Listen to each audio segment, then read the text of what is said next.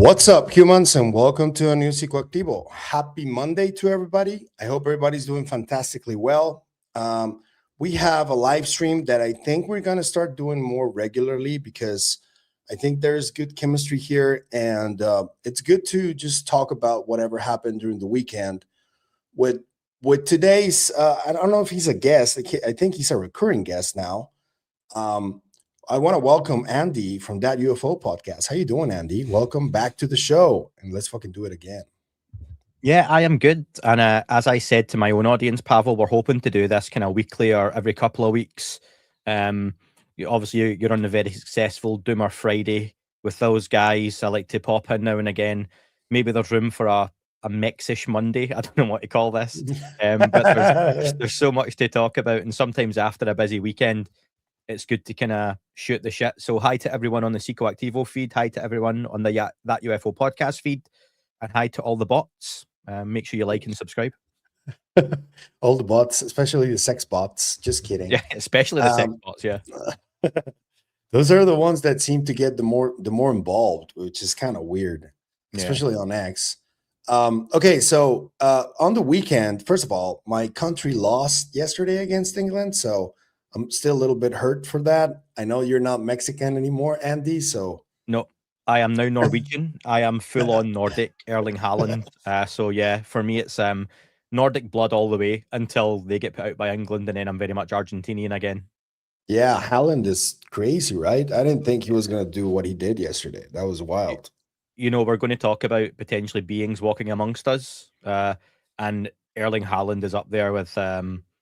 Messi. He's a candidate, isn't he? For if we have NHI walking amongst us, Erling Haaland may be one of those.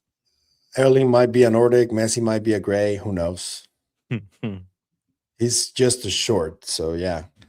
Okay, so yesterday, Matt Ford at the Good Trouble show, he had already announced that he was going to do an interview with Dr. Eric Davis. And just to give you a little I don't know if it's a scoop, but some information of Dr. Eric Davis during the Contact in the Desert. I got to see him in person, and Jack, who goes by Missile Man on X, and I approached him because Jack wanted to say hi. And when we approached him, Dr. Davis was like, I'm busy, go away. And we were like, okay, bye. And we didn't talk to him. Well, at least I didn't talk to him at all the entire trip there. That was all I got from Dr. Eric Davis. But yesterday he spoke about a number of different things that I want to go through. Perhaps the one that I think is because people are confused sometimes with folks like Dr. Davis or Dr. Hal Puthoff, who also did this, who go out on podcasts and in public and mention the species and that there's at least 4 of them that people report on. And we have this little clip from the Good Trouble show where Dr. Davis says the following about the species. Let's watch it. Let me say these things on Podcaster at these big forums. Oh my God, he's revealing classified information. Why isn't he getting arrested and charged and going to prison and all that stuff? And it's because I've been trained on the process. I know what the criteria and the guardrails are. So I know what I can say. I can say to you guys that there are a minimum of 4 different alien species, and they are known from the public domain and in the classified world. The credibility of that ranges on the spectrum from no credibility to high credibility. The high credibility is the classified part. And in the high credibility, not on the far end of it, but there are credible witnesses who've been corroborated by multiple other witnesses or had other means of corroborating their account of an encounter with one of these 4 species. So there's some high credibility for witness accounts, and there's medium, low, and none. Sure. And there's a minimum of 4.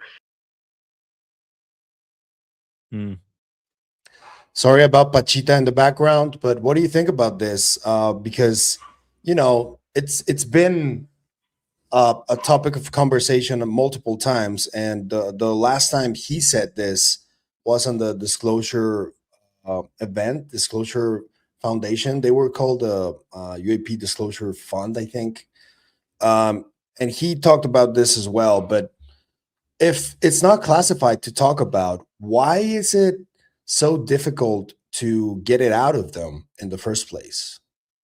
I always like to give a little bit of background just in case anyone's newer to this whole thing as well. And Eric Davis is one of those guys who is highly connected to the UFO topic through the Wilson Davis memo. He is the Davis to the Thomas Wilson from those notes that you may or may not heard of. Again, quick backstory.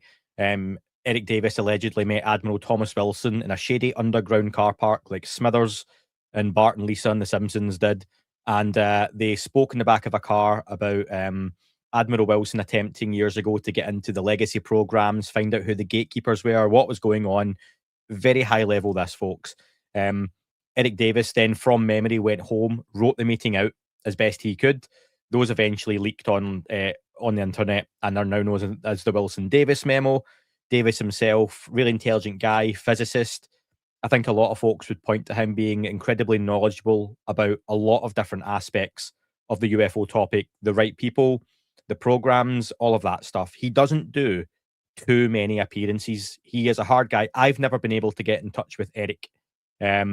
Personally, I've tried on a few different platforms. So fair play to Matt getting the interview, and folks should go and check that out, definitely, because we're going to use some clips on this one, like Pavel says. So he's made a lot of comments in his time, and a couple of years ago, he was at I always forget what it was. Was it a public hearing that had himself, Luna, Elizondo? You know the event where Elizondo held the litigation? Yeah, it was the disclosure, the UAP Disclosure Fund, it was called, but it was like a public UAP panel. Like a public hearing, yeah. It wasn't a hearing. It was a panel. No, but yeah, but it was like those guys in a panel, yeah. Sorry. Yeah. So they were, and that's where he talked about the 4 types of species. So then he's elaborated here, but the elaboration here, saying the reliance of the information goes from weak to strong. What does that mean? Because that's the kind of stuff where, in one sense, it sounds like you're talking about 4 species, but then are you literally talking about, well, it's 4 species, but that ranges from hearsay from non-credible sources through to David Grush showing me on his phone a leaked video of a grey trying to escape a facility. You know, it's that sort of range, that A to Z, that annoys a lot of folks in the UFO topic, because where are you then getting your information from? And I think this is going to be something we talk about throughout, especially when we get to the Gerb stuff and what Davis said about UAP Gerb, and where the conversation generally sits right now. When we spoke about this, Pavel, last week or the week before, around the kind of mess of the UFO conversation, where it is, who's talking, the different camps involved. And it's stuff like this where I was watching the Doomer Friday show, some of it on Friday with you guys, and you were having a bit of a debate back and forward. I can't remember who it was with. And I think it was around Clapper and James Clapper's involvement. And I really wanted to be involved to make the point to you that in this conversation, and this is me answering your question now, I think there are good people doing bad things, and I think there are bad people potentially doing good things. And then you've got everything else in the middle. So I don't even know at this point necessarily who the good guys are anymore. And are we, or should we necessarily be rooting against all of the bad guys in this? Because there are so many narratives and agendas across the board. It's just who you put your faith into in this topic right now. Davis is someone I would love to speak to. I'm sure you would as well. Obviously, he's already said no to you in person, so you can't ask him anymore. I've still to get that public knockback. But it's just so compartment. I remember speaking, I've mentioned this before, I won't say the name. I spoke to a really well-known figure in the UFO topic, and this isn't for super secrecy. I just don't want to cause shit for someone, basically, at the Sol Symposium in October. And they made the point to me, he made the point to me, I'm not giving much away saying that there are so many folks that all have their own agendas in this. The people you think all get on with each other don't necessarily get on with each other. There are people who you think maybe that do get on with each other. It's a bit more love-hate. And there's everything in between. It's such a messy conversation right now. And I don't see that getting better anytime soon. And that comment from Davis about the reliability of the information ranging from weak to strong for me isn't amazing for me, because it just throws doubt and dubiety into a lot of the conversation. Yeah, and they're at each other's throats really behind the scenes, and it's been happening for a while. And what I don't get is why, if you are like constantly attacking each other in the background, why are you posing as if you were like a united front in public? That is something that I will never understand. If you have, if For me, and this is a very Mexican thing that we do, I think it's a very Scottish thing too. If you have a problem with someone who is either your friend or your collaborator, you just go directly to them and tell them to their face. You don't Mm. go and just start talking shit about the person with others and put them in, like, and if they can't take it, that's tough shit, really. But I think that being like that, being that upfront, gets you further than trying to do things like behind people's backs. And I think that in ufology, this happens all the time. And it's like a norm almost that if you got a problem with someone, um, you just hear people talking shit about each other all the time. And in public, it's like, yeah, we're friends, we're all pro disclosure and all that shit. And it's like, wait, you were just like vomiting about this person like 2 days ago. What is wrong? Yeah. And there's the public perception of that at lower levels, and then there's the way things are clearly happening behind the scenes too. I'm always really intrigued to know the direct relationship. I'm really intrigued to know where Burleson gets a lot of his information from, and Luna too, because I always assume or hope that it's Grush. Not that that might necessarily be right, and down the line, Grush could end up being one of the bad guys. But I think a lot of folks put a lot of faith in Grush just now, and probably quite rightly so. But then you've got the Stephen Greer situation where he's hanging around there. Danny Sheehan seems to be involved with every single UFO group on the planet. So again, Danny is probably putting his 2 cents into a lot of this stuff. And I get the point where some folks get frustrated around the idea of this being like cyclical reporting. Pavel tells Andy, Andy tells Dan, Dan tells Xander, Xander tells Clint, Clint tells Pavel. And by the time it goes back to Pavel, the story's improved or slightly different or changed or tweaked, and Pavel gets to know new information. But the information came from Pavel. It was his speculation in the first place. And I wonder how often that happens, even at the very highest levels. Yeah, I wonder too. And I wonder also if whatever species that Dr. Davis is talking about, the level of credibility is, for example, if Dave Grush told him that he saw pictures of aliens, of grays, or videos, he holds a different standard of that compared to a person at a symposium who is just a civilian who told him a story of an abduction experience with a gray. And I just wonder, does he take the credibility of David Grush and his credentials? Does he take that into account, and essentially of what is just hearsay? Because Grush just told him what he saw. He didn't show him anything really. And this other person is talking about their experience, and technically it is also hearsay because they didn't show anything, but he considers them much less credibility because they're not from the intelligence community or from the military or not a trained observer. I just wonder what type of measures he uses to give somebody credibility or not. Even to take that, totally fair, to take that another step further or a different direction. Is there a case that, for example, we have the Greys, there is proof of that, there is evidence of that, we've got bodies, we've got bits, we've got multiple reportings, that's solid, that's concrete, different agencies are there across the board.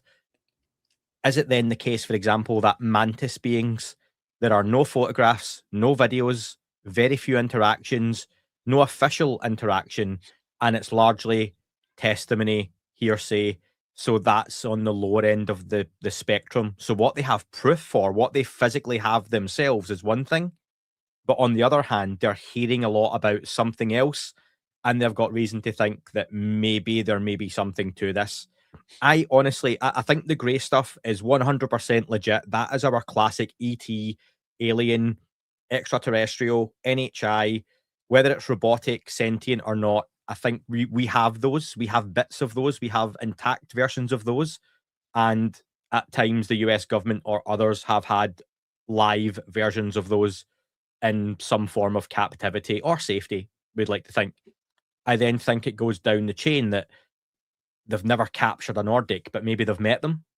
I think you then have the whole the mantis ones are the ones I kind of struggle with, to be honest. And I know when you say this kind of stuff, live chats, blow up and people get in touch and go, "Oh, the mantis beings are them."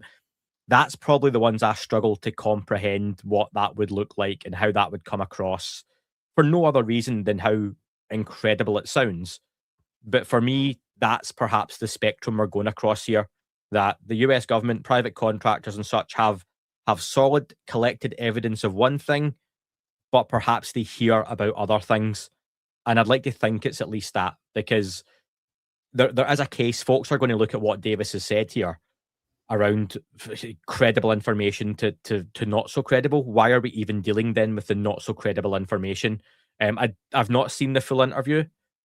And I would love to have thought Matt maybe did or would like to have dug into that more. And that's something I would love to speak to Eric Davis about and really dig into as much as you could there. Yeah, and there are accounts historically of these Nordics that are really strange. There's a recent one where Brent Friedman, Bryce Sable's co-host on Light, Sound, Light, and Frequency, he talked about an encounter at Orcas Island or something like that it's called, where he says that he saw like a tall, white looking person that allegedly spoke to him telepathically because he didn't move his mouth when he was speaking. And he sort of commanded him to go away. And he listened. He did what he was told. And there are many different instances of that throughout the decades of these Nordics that apparently already live here. What do you think about that, though? That phenomenon? Because the Greys are more prevalent, I know, but there's also people that have spoken about the Nordics for decades now. And this famous story of this guy, Valiant Thor, is also very prominent. What's your take on that, on these Nordics? I had a friend of mine yesterday sent me a WhatsApp of, it's like a grid of 9 alien races. And he's not a UFO guy in any way, shape, or form, but he knows what I do. And he was like, the top left was Nordics, and the top right was like Venetians, like from Venus, right? But then it had greys and all that kind of stuff on it as well. And he was like, I'll give you the grey stuff, but I'm not having the Nordics and the Venusians who look like us, basically. And so there's like a member of the public who's sharing this stuff with me going, I'm not having this. They just look like us. Why would they look like us? And you get that argument, don't you, that any other alien species could look like anything at all. So for something to look like us makes me think, are those the guys that have been here already? Where was I reading earlier today? I saw something. Oh, was it Jason Giorgiani? Is that the thing I shared with you, Pavel, in the chat? Yes. Yes. And I'm not too familiar with Giorgiani in any great depth or detail. From what I read, he is someone who is very eloquent and speaks in a lot of detail and confidence about things that some people say are just a little bit of bluster and drama and fallacy, but other folks buy into it. So I need to look into Giorgiani more myself, perhaps. But he made the point that Nordics are, is it humans from 10,000 years ago that are traveling 100 years into our future and coming back? It was something like that. I sent you. I'll look it up, right? But I know exactly what you're talking about because I read his book Closer Encounters. Okay. And he discusses that the Nordics are actually humans who are like sort of like a breakaway civilization that has been here for a long time. They're not NHI. He claims that they're humans and that they have time traveling technology, and that they've been like sort of influencing humanity for many, many decades. I'm not sure I agree with Giorgiani's takes on pretty much everything, but he certainly speaks like very confidently about them as if they were completely true. And I just like it's just weird to me, you know. Someone's made the comment there, everyone knew a Jason in school, like a Jason Giorgiani. That it reminds me of the time that one of my friends knew a compulsive liar, and they knew the guy was a compulsive liar. And they said that Michael Jackson had a tattoo of a smiley face on his finger, and that's why he wore a silver glove. And whenever he was at concerts, he would take the glove off and use the smiley face finger to point at people he wanted taken backstage. Now, that story is completely made up, but that's the kind of stuff like a compulsive liar would come out with.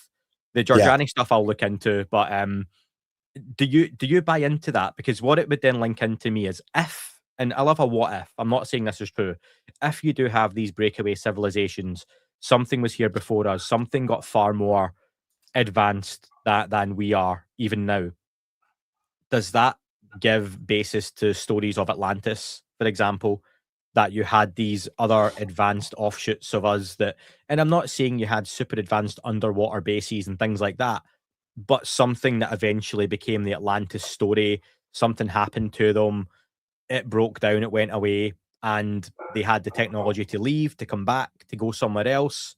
I don't entirely know, but that for me is the one of the interesting ones with like the Nordic stuff. I can't see us having a race of beings who look exactly like us, pretty much traveling from anywhere else to come here. It would have to be something based pretty local.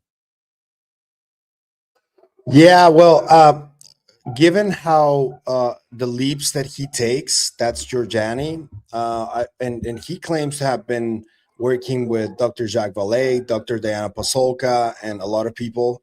But you know, none of them acknowledge him at all. So I just want to know, why is he speaking with such conviction about these topics and intertwining every single thread on them, and not showing any evidence for it, really? That's what I would like to know about Giorgiani, though.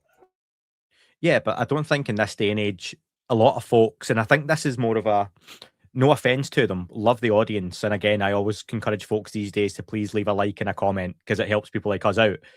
But there is a massive audience on YouTube, particularly, and some of the social media platforms for people who want to watch and listen to really sensational stuff, regardless of any basis in truth, regardless of any research done, regardless of context, and it gets likes and views and clicks, and it does really, really well.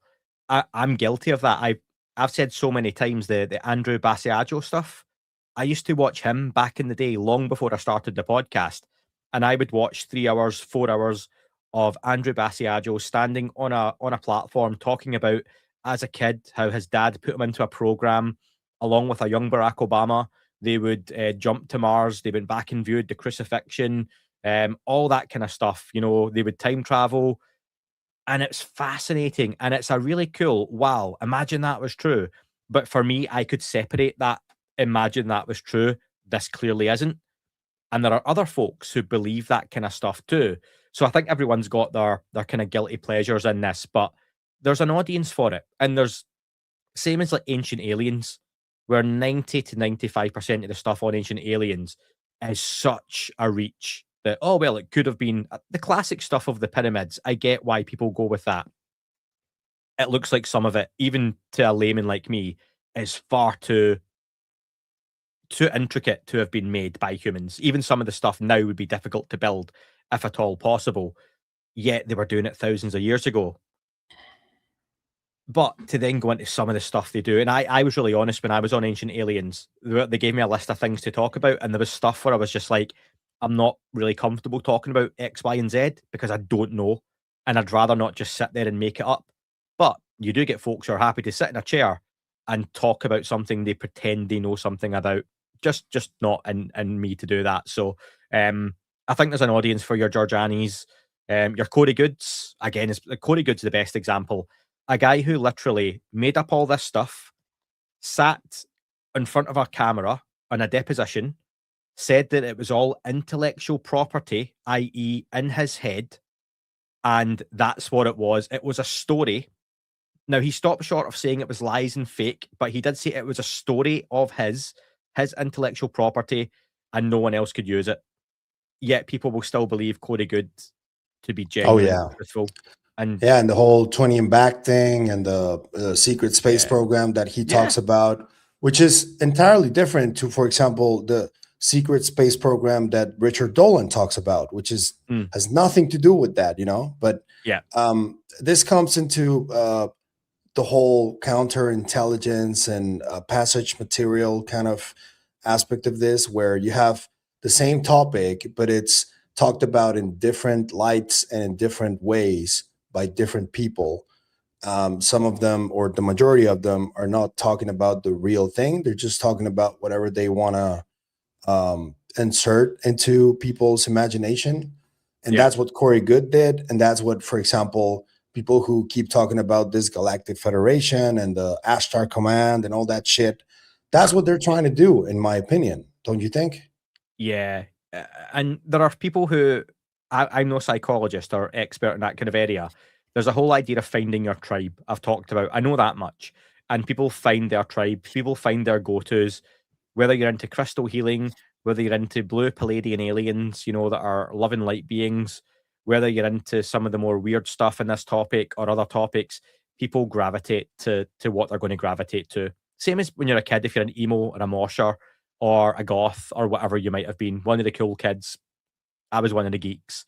But that's just kind of what people do. I don't want to get too far away from what we were talking about before with Davis, because there's loads to get into. I do have a top 10 things I pulled out of it as well, by the way. But if you want to keep on the four species thing, but I've got a lot on the Davis can we welcome somebody who just crashed the live show, and we can talk about your top 10? We got from Others from Another Mother, Mr. Dan Cleary is in the house. Welcome, Dan. What's up, guys? How are you? Good evening, good morning, good afternoon. I don't know what it is there anymore. How you doing, Dan? I'm good. Condolences, Pavel. Sorry, buddy. I don't need to get into it, but I saw you guys chatting, and I'm loving the chat. I wanted to join. Thank you. Good. Welcome. Can you give us your list, Andy? What points from the conversation? Yes. So I don't know, Dan, have you seen the Eric Davis interview yet, or just some clips? Just the clips so far. Yeah. Cool. So I've got 10 points Eric Davis made in this interview, folks. And again, in the chats, make sure you're kind of leaving your comments and questions and stuff. So Eric Davis said he personally spent significant time at Skinwalker Ranch. So some of these are bigger, some of them are less so. He says he was NID's astrophysics and aerospace physics director.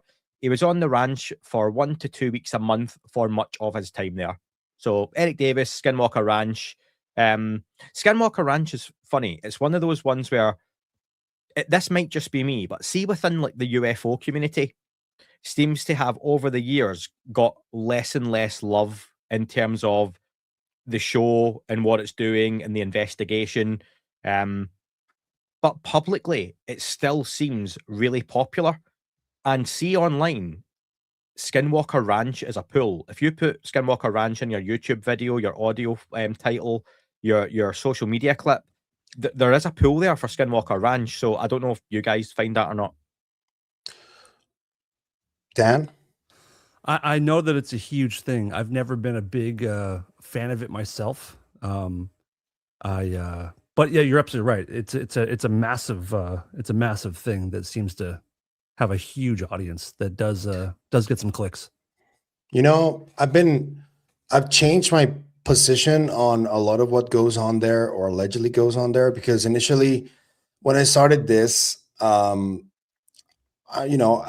anybody who's been more in tune with the quote unquote real world, whenever I heard stories about ghosts and apparitions and all of this stuff, I never ever imagined or thought that it might be correlated to the UFO topic or to like what I know now as high strangeness.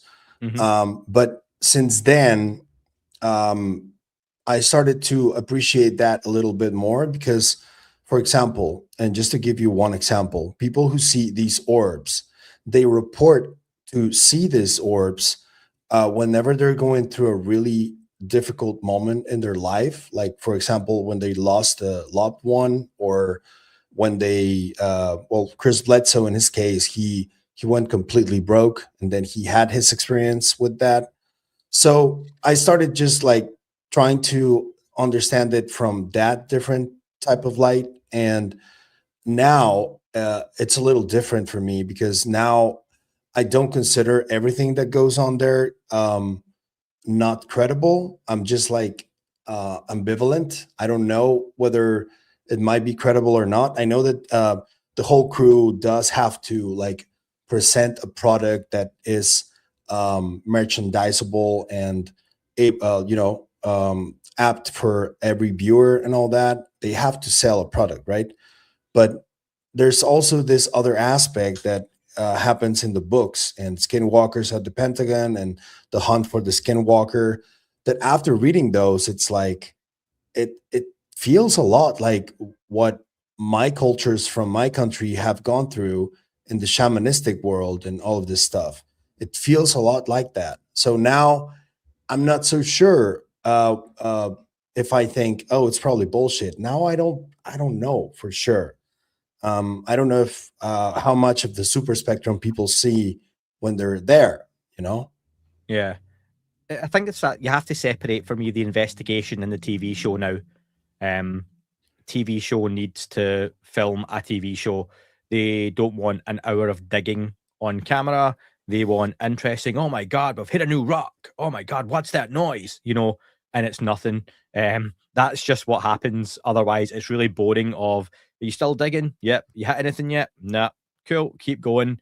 That doesn't work on camera. So I get there's a delicate balance, but I think there are so many shows that came before it, like what is it, The Curse of Oak Island, which is the treasure hunting one, where they've been hunting for this treasure and it's season after season after season.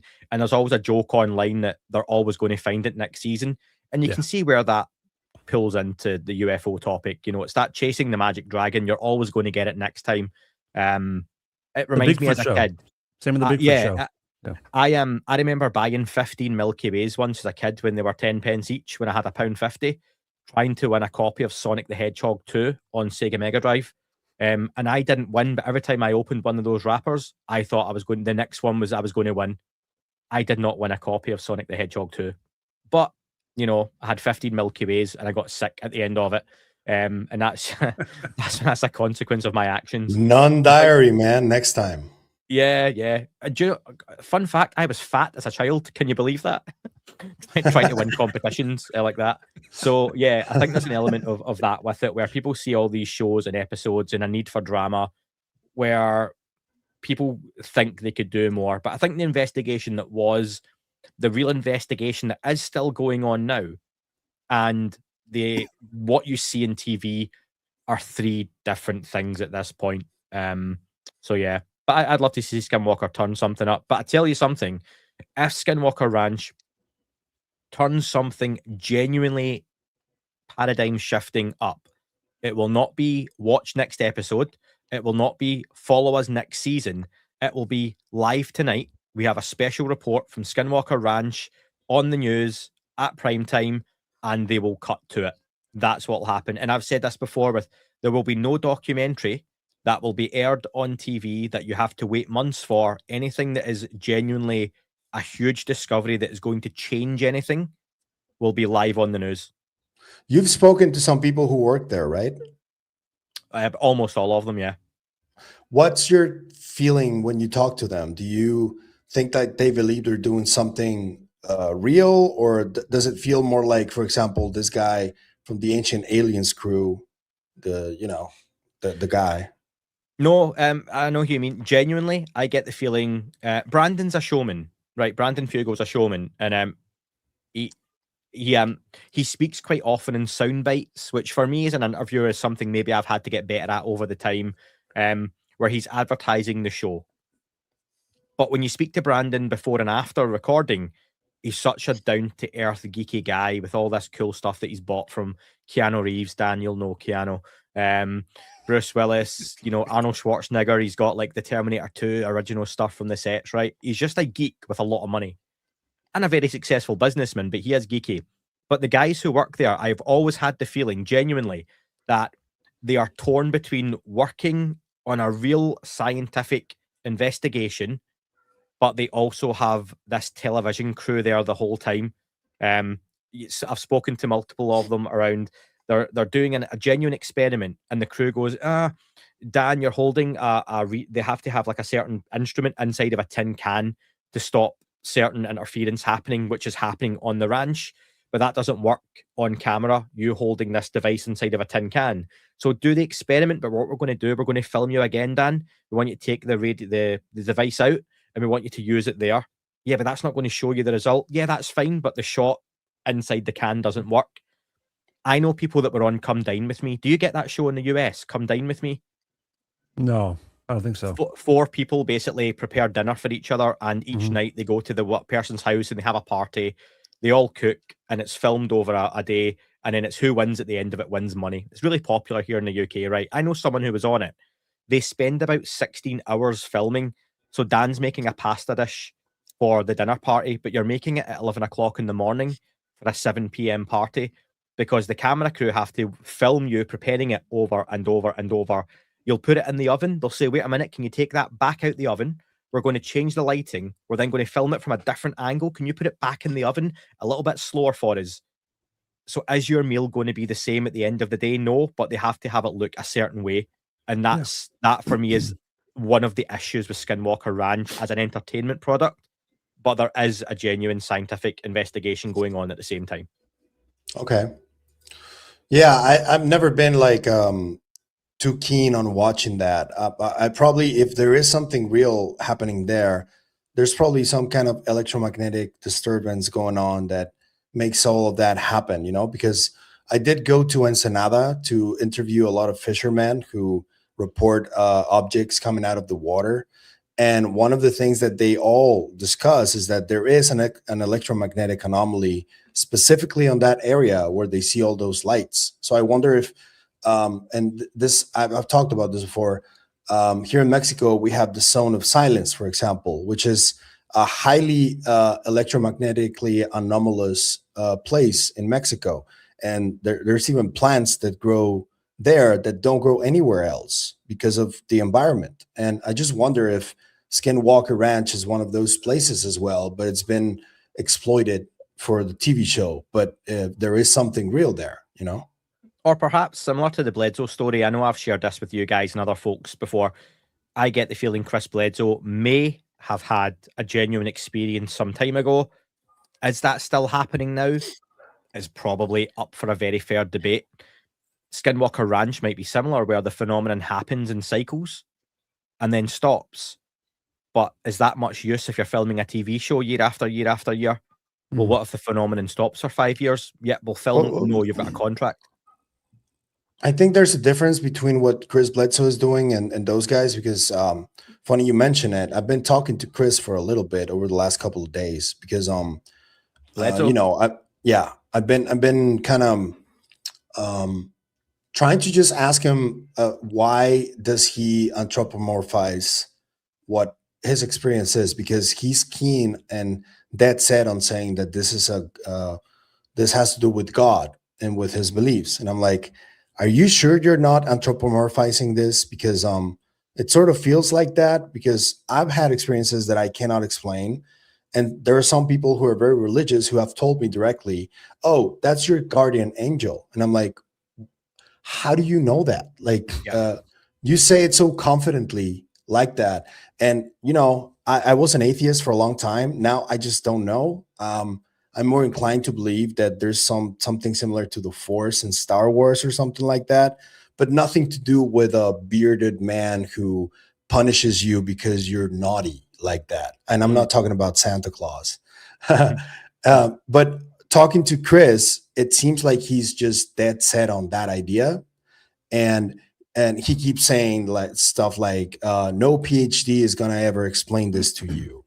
Or, you know, stuff like that. And I'm like, he's like, what people call consciousness now is just God in the old days. And I'm like, okay, so don't you think that if it was called God back in the day, terms tend to evolve over time, and now it's known as consciousness, not necessarily God? And he's like, no, it is God. I'm like, okay. I have a very strong we're never feeling. gonna agree. We're never gonna agree on this.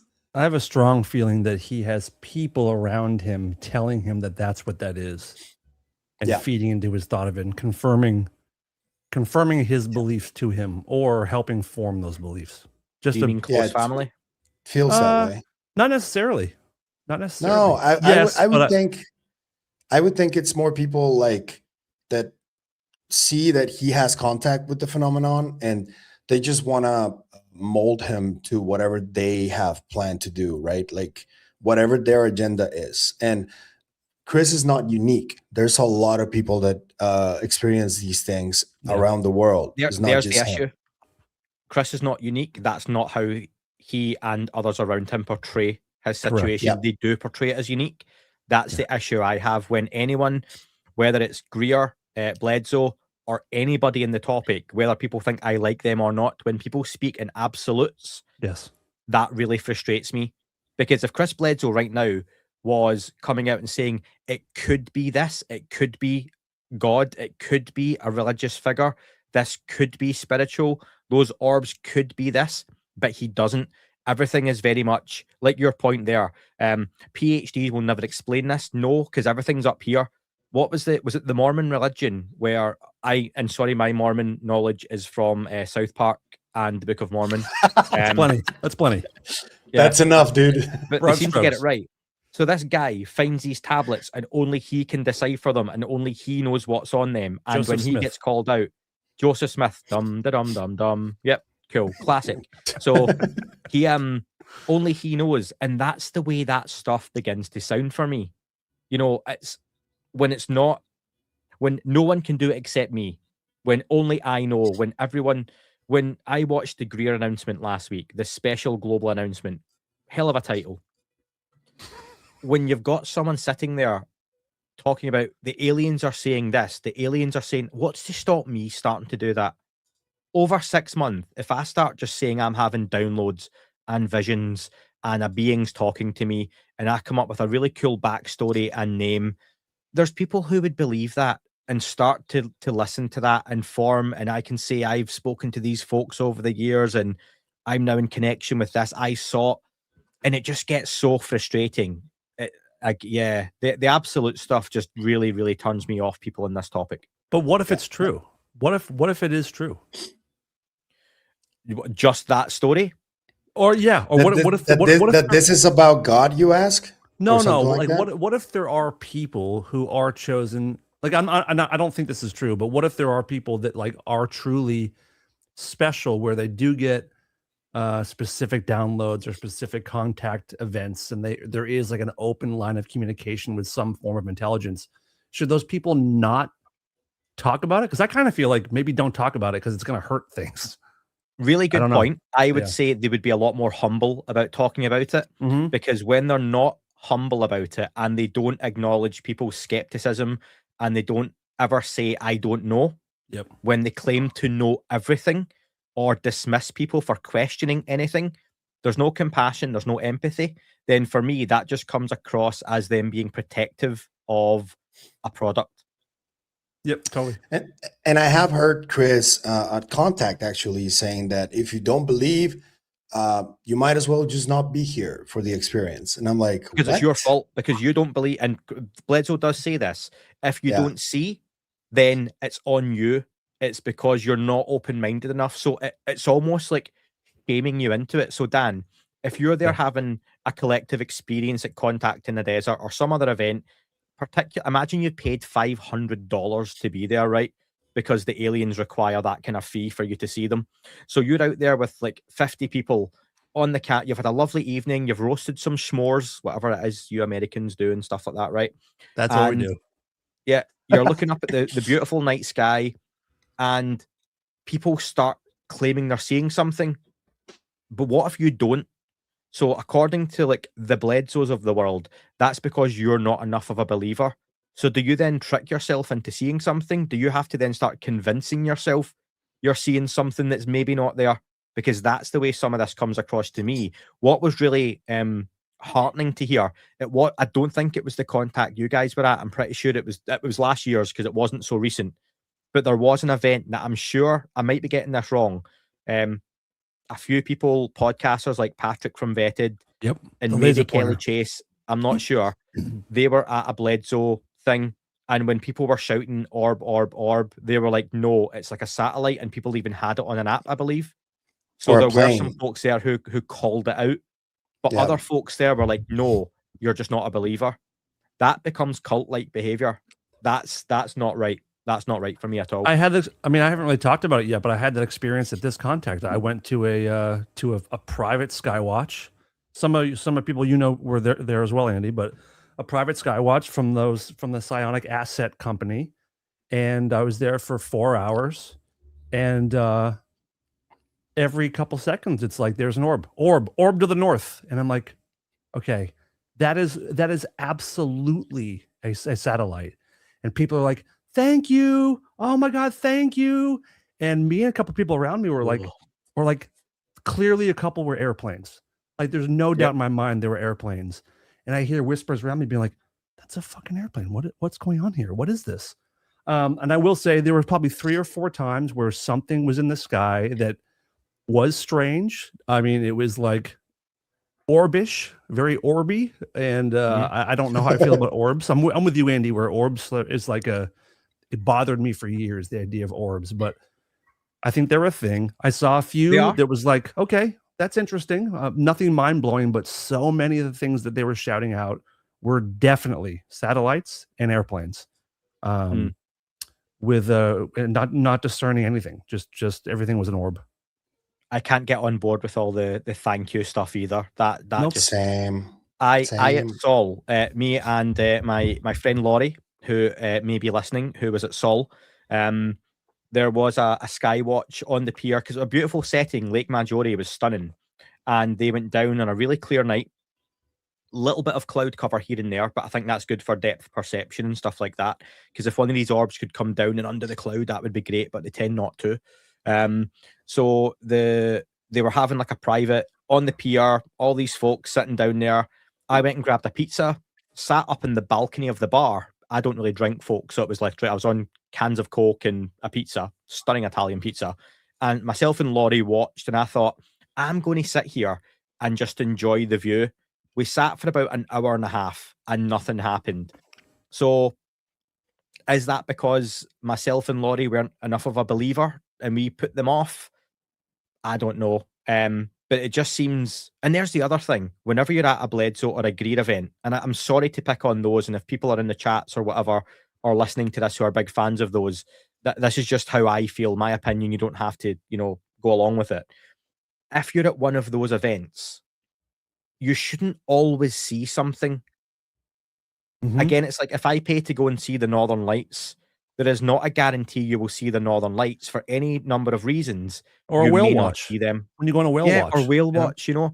But it's like, it just happens to be anytime you go to one of these things and you've paid enough money, you will 100% see these things. So if that's the case, can we just get News Nation, who seem hella up for anything like this, bring them along to a private space and do it live with Ross and producer Megan? There you go. Show us all the orbs. But it's what's frustrated me about Skywatcher and the Psionic Acid crew and all that, because Batista showed that video of the alleged interdimensional being and all that stuff. We've talked about this. It frustrates me that they keep talking about it in the background, and they release these like nuggets of rumors that something happened. There was a landing. There was this guy from NASA who was apparently at the landing, but all we get is hearsay. We get jack shit when it comes to evidence. And if we try to ask them for it, they go like, oh, Skywatcher was red teamed. Oh, we had to sign NDAs and we can't talk about it. And it's like, do you not understand where the frustration comes from when you're behaving like this constantly? It's just really, really frustrating. It's like, I'm done. There comes a time when I'm like, I'm done. And if I start seeing like shady shit happening, I've already started to call it out a little bit, but There's some I'll shady go, fucking shit. I'll go much deeper eventually, and I will, because I'm still gathering a little bit of data. But yeah, it gets culty, Andy, very Yeah. culty. Oh, you said culty. I thought you were using another Yeah. Scottish word there for a second. No. So the again, I'm not saying orbs are not like you, Dan. Orbs are a genuine phenomenon. However, I think there are people who take advantage of it, like anything in the UFO topic, and monetize it themselves, or it becomes this absolute where they're almost in control of this phenomenon, and I just don't think that's how it would work. But again, the idea, imagine we all had that enlightening moment and the entire world all done CE5 at the same time, right? You know what that thing, if everyone flushed their toilets at the same time, there'd be a tsunami somewhere, which I don't believe is true. I think Mythbusters talked about that once. But the idea, if we all done CE5, are we all going to see these things above us? I question. don't think that's the case. Can I give a couple of other Eric Davis? Because that's only the first one still, so I'll combine a few here. Number Yep. 2, Davis said he personally witnessed a large anomalous craft at Skinwalker Ranch, a large amber-lit object in September 96, then another small object in November 96 with Colm Kelleher. He says it wasn't a small orb, but something much larger, silent, opaque, and it flew low over the ranch. And he does say that ranch orbs were usually basketball to human head sized, close to the ground, and roughly human height. By contrast, the amber craft he saw was larger, higher, and behaved differently. So there's orbs, and we'll have to always use the word allegedly here, just to be fair. Orbs on Skinwalker Ranch, human height, 5 to 6 to 7 feet off the ground. Can we not get some of these other folks? But I'm not going to keep bashing Bledsoe and co. Could they not bring them closer down? Because surely that would help. And again, at that point, sign me up to your app, sign me up to your camp. You know, I'll go all in. Much like when Tom Cruise got to the level of Scientology years ago where he could levitate off the ground. Show me Tom Cruise levitating and I will sign up to Scientology. Yeah. Great points. Dan? It's great points. When you talk about the psionic people, like you said, if you can do this, call them in close. Like call them in to within 15 feet of your camera. When I was at that Skywatch, the CEO of the company, before we started the whole event, he kind of laid out his mission statement, and he said, now we have the ability to call them in close. In 6 months, we want to get them closer. In 12 months, we want to get them to land. And in 18 months, we want a handshake with the being. That is our mission statement. And I'm wondering, like, well, what makes you make these 6 month, like, what advances in 6 months? How do you know that within 6 months you'll get one to land, and then 6 months later you'll get a handshake? What is that based? And again, those are very, very bold claims, and we've heard that from Skywatcher before, where they said within a year we will have one landed, and that never happened. So it's very suspect language to me. Yep. And it feels like a counter-intel operation as well. I just wanted to put that out there. Because, they come from the military. They come from the Green Berets. They come directly from Skywatcher. And Skywatcher was red-teamed. I don't know if they still want to keep inserting these nuggets of information in the community. That's one of the ways that I would do it. Just create a new venture and try to keep doing the same thing, and go on Gaia TV and talk about Andromeda and, shit like that. By the way, I want it to work. It could work. And if it works, I'm stoked if it happens. I don't think any of us have seen anything super compelling yet at all. I mean, I don't know about you guys. I haven't seen anything super compelling yet. Not yet. No. No. Eric said the hitchhiker effect is real, but frames it as poltergeist type activity, saying the phenomenon followed him home to Las Vegas and affected his family. Says it also affected others connected to the ranch, including security personnel, folks from the intel community, and eventually Bigelow. I think a lot of that's pretty well covered. He says cattle mutilations were likely man-made and not alien. His view is that cattle mutilations were connected to a covert government or contractor biological testing and monitoring operation. He claims the target issues such as eyes, lips, udders, rectum, and genitals match areas where disease markers accumulate. So my only issue with that, and if I've sounded like I'm on the side of the debunkers previously, let me get back on the side of the UFO folks here. Why would the government or private contractors be doing this next to a TV show area, a really well-known UFO hotspot? Why would you not go and do it in a random field somewhere? Why would you not have, I'm sorry for the PETA folks and the vegans, but why would you not just have your own cattle ranch somewhere Correct. and test this yourself where you don't need weird flying vehicles to help you do it? And That doesn't make sense to me that it's man-made in that sense at all. And that way you're not fucking with civilian livestock, civilian cattle, Yeah. Makes no sense. It would be such an easy controlled experiment to do and have set up in any kind of way to do what you need and get what you need, that you wouldn't have to jump onto someone's farm in the middle of Utah where you're going to potentially be exposed. That makes zero sense to me. You know what I think often though? Because how many dumps do you think are close to that area? And deep underground military bases for folks who Yes. aren't familiar with the acronyms. and how many experiments, if there is a dump there, how many experiments do you think go on there that could cause some of these effects and could cause hallucinations in people and all that? I've always thought about this when it comes to the Skinwalker Ranch area and much of the Utah area, because it's not just Skinwalker Ranch. Jacques Vallée is on record saying that pretty much every single part of the Utah area has paranormal activity going on. And a lot of those deep underground facilities are there. So there's also a possibility that there is some kind of experimentation going on that the government doesn't want you to find out about. And they're okay with the Skinwalker Ranch people having their little show there just so it can like cover for whatever they're doing there. That's something that I've always thought about. But they can't have cattle underground of their own. That's true. That's true. I don't know. Like, have you seen Severance? No. Not Great yet. TV series. I got into it really late, but I beg you, go and watch Severance and give it a couple of episodes and you will be absolutely hooked. Okay? So I won't go into too much more, but the idea that you couldn't keep a whole bunch of animals kept tucked away secret underground is relevant to that comment. So I don't see why that would be.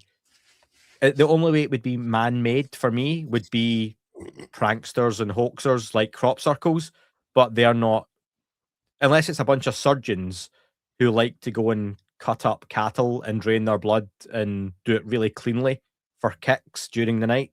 That makes no sense to me. Has any surgeon ever tried to mimic the results of a cattle mutilation? It's impossible. Without I spilling don't blood. think they'd want to do that publicly, would they? There is no because I'm telling you, because I've asked my dad about this. He's a surgeon, so he knows about any type of like instrumentation that would be capable of doing those types of incisions and draining the blood completely out of animals. And this has been happening at least since the 70s, I think. And when I asked my dad, he was like, there's nothing that we have in medicine, no instrumentation right now that is capable of doing that level of surgical incision, that precise. And there is nothing that can drain the blood of something like that, as if it just sucked it out. And I was when I started like looking into this a little bit more and started Psicoactivo, my dad was one of the first people that I started asking this about. He's like, that's impossible. Like, I don't know how it's done. Could you drain the blood with an IV first, so the animal dies of blood loss, and then you do the cutting stuff off while there's no blood loss? Is that possible? The thing is that the process of draining someone's blood takes multiple hours, and some of the reports report the cow going missing and then just appears a couple of hours later completely drained out of blood. So how did that happen?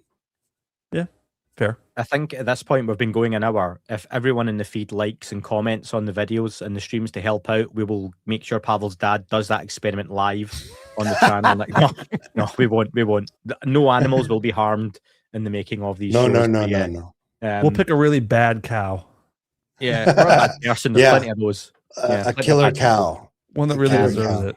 Yeah. Yeah. Eric also said, Eric Davis still here, folks. Eric says Roswell should really be called Corona. He said the crash site was not in Roswell itself, but on the Foster Ranch near Corona, New Mexico, 106 miles from Roswell. He also pushed back on the word biologics, saying the cleaner term would be dead NHI or alien bodies. I'm less fuss on the actual map of the Roswell crash because all that stuff is relatively. I was covering a couple of days ago some of the information around Roswell in the news update that I done yesterday, and the idea that the actual Roswell crash didn't happen July 8th. It may have happened early June.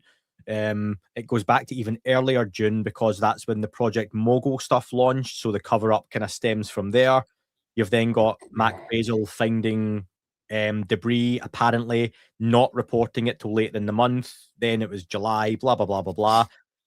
I'm less fussed on that at the minute, but more on Davis's comments around pushing back on biologics. Obviously, that's then aimed at Grush. Why would Grush say biologics instead of just saying dead NHI, alien bodies, or bits of aliens? I'm curious to know your thoughts on that. Well, on Rogan, he made a comment about sometimes they found stuff where they opened up something or got inside of a craft and they saw remains but had no idea what they were even looking at. So I don't know if that means that the form it took, like the form it lives in, is so bizarre he couldn't tell, or if it was so turned to mush or had decomposed or something where they couldn't even tell what the form initially was. But he was very specific about, we don't even know what we're looking at here. Have you guys seen Project Hail Mary? Yeah. Yeah. I wonder if like maybe some of the things that were found were similar to that alien right there, you know, like it's something so amorphous that you can't really find a shape or give it a specific species or something like this. Like it's just too weird. So it's just biologics, you know. I guess even to Davis's point, that would still be a body, an NHI being or body, right? That's Yeah, true. and you can be pedantic, but at the end of the day, I think for 99.9% of folks, we know what UFOs mean, and folks do the old, UFOs are just flying objects that haven't been identified yet. We are talking about alien spaceships. Oh yeah, but they may not be alien. They might be Nordics from 10,000 years ago. We mean non-human. It's all the same thing. We mean alien. We mean not human. People, that's the generalization. Same with alien. We don't mean us. Oh, well, actually, these are technically humans, but they're from 10,000 years in the future and they've just traveled. Right, okay, that's fine. Semantics. I don't really care. It's not us, and it's classified as alien. That's what we mean. And I think I always get that, and I appreciate there's reasons Grush may or may not have said what he said. I do agree with Davis there, though, that at the end of the day, it's UFOs, it's aliens, and everything that entails. That's a good point. It is interesting though that people like Grush and Lou and even talking to Dylan, none of these guys say ET. None of them say alien ever. Almost ever. Interesting. Yeah. Is that a little bit of misinformation, disinformation, and not necessarily from them, but is that just the level potentially they're involved at, where those conversations don't happen and that they're told that, like the other day on the Glenn Beck interview where Luna gets asked about, what's her response? She responds with saying, all I'll say is energy is real. I think he asks him, are these things alien, essentially? And she goes, well, that word, all I'll say is energy is real. I mean, what is that as an answer? That's so confused and convoluted and trying potentially to be clever for the sake of being clever. I think it has to do with her own religious bias. The same conversation that I've been having with Chris Bledsoe. It's just the same. She's a Christian. She believes, she's been posting shit about angels and ancient scripture for a while. She has that bias, I think. That's what that means, I think. Yeah. Last couple, Eric Davis believes the Corona or Roswell crash happened. He began investigating crash retrievals in 1998 and interviewed Brigadier General Arthur Exon. Davis claims Exxon knew people connected to the recovery, and the case involved a damaged craft, debris, and 4 small grey-type beings. So we get the greys in there. He says OSAP was not read into the legacy crash retrieval program. He said OSAP had top-secret SCI level access, but not the deeper, waived, unacknowledged SAP access needed for legacy crash retrieval material. He says he and Hal Putov were trying to locate or gain access to those older programs, but did not have the required need to know. So that probably gives you those layers of the onion. I'll just, before you come in, Pavel, let me just add, because the last point is related to that again. He claims the aerospace company side of the program was shut down in 1989 due to lack of progress, but that the CIA could periodically reissue materials every 10 years to see whether science and engineering had caught up. He also says some material may have been retained by companies and that there was a failed plan to bring some of it into scientific study via Earth Tech. Just making a little connection here, because I thought that was a really interesting point that he made there. And it just takes me back to 1989, which is when Bob Lazar was coming out, right?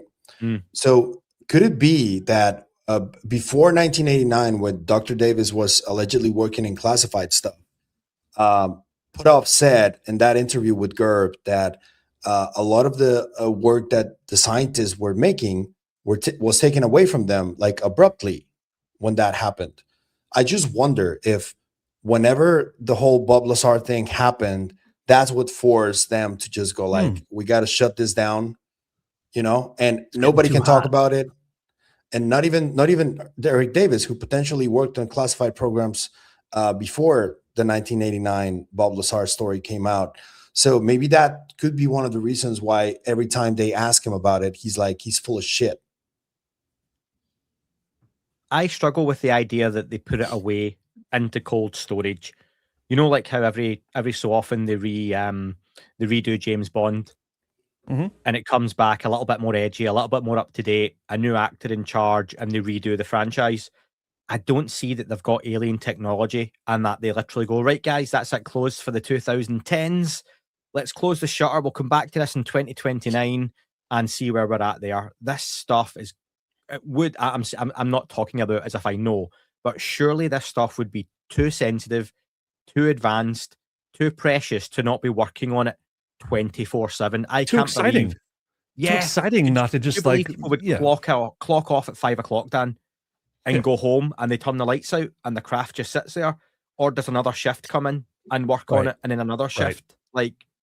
But makes to no be sense fair, to me. let's say you've had something in your facility since 1952, and then 40 years later, you've learned nothing. Maybe you would slow down. Maybe you wouldn't have 24-hour shifts going on. Maybe it would be the kind of thing where, you know, let's take a crack at this for 6 months every year and see where we get, and then, you know, chill out for a minute. So at a certain point, with no progress, I can see why you might slow down.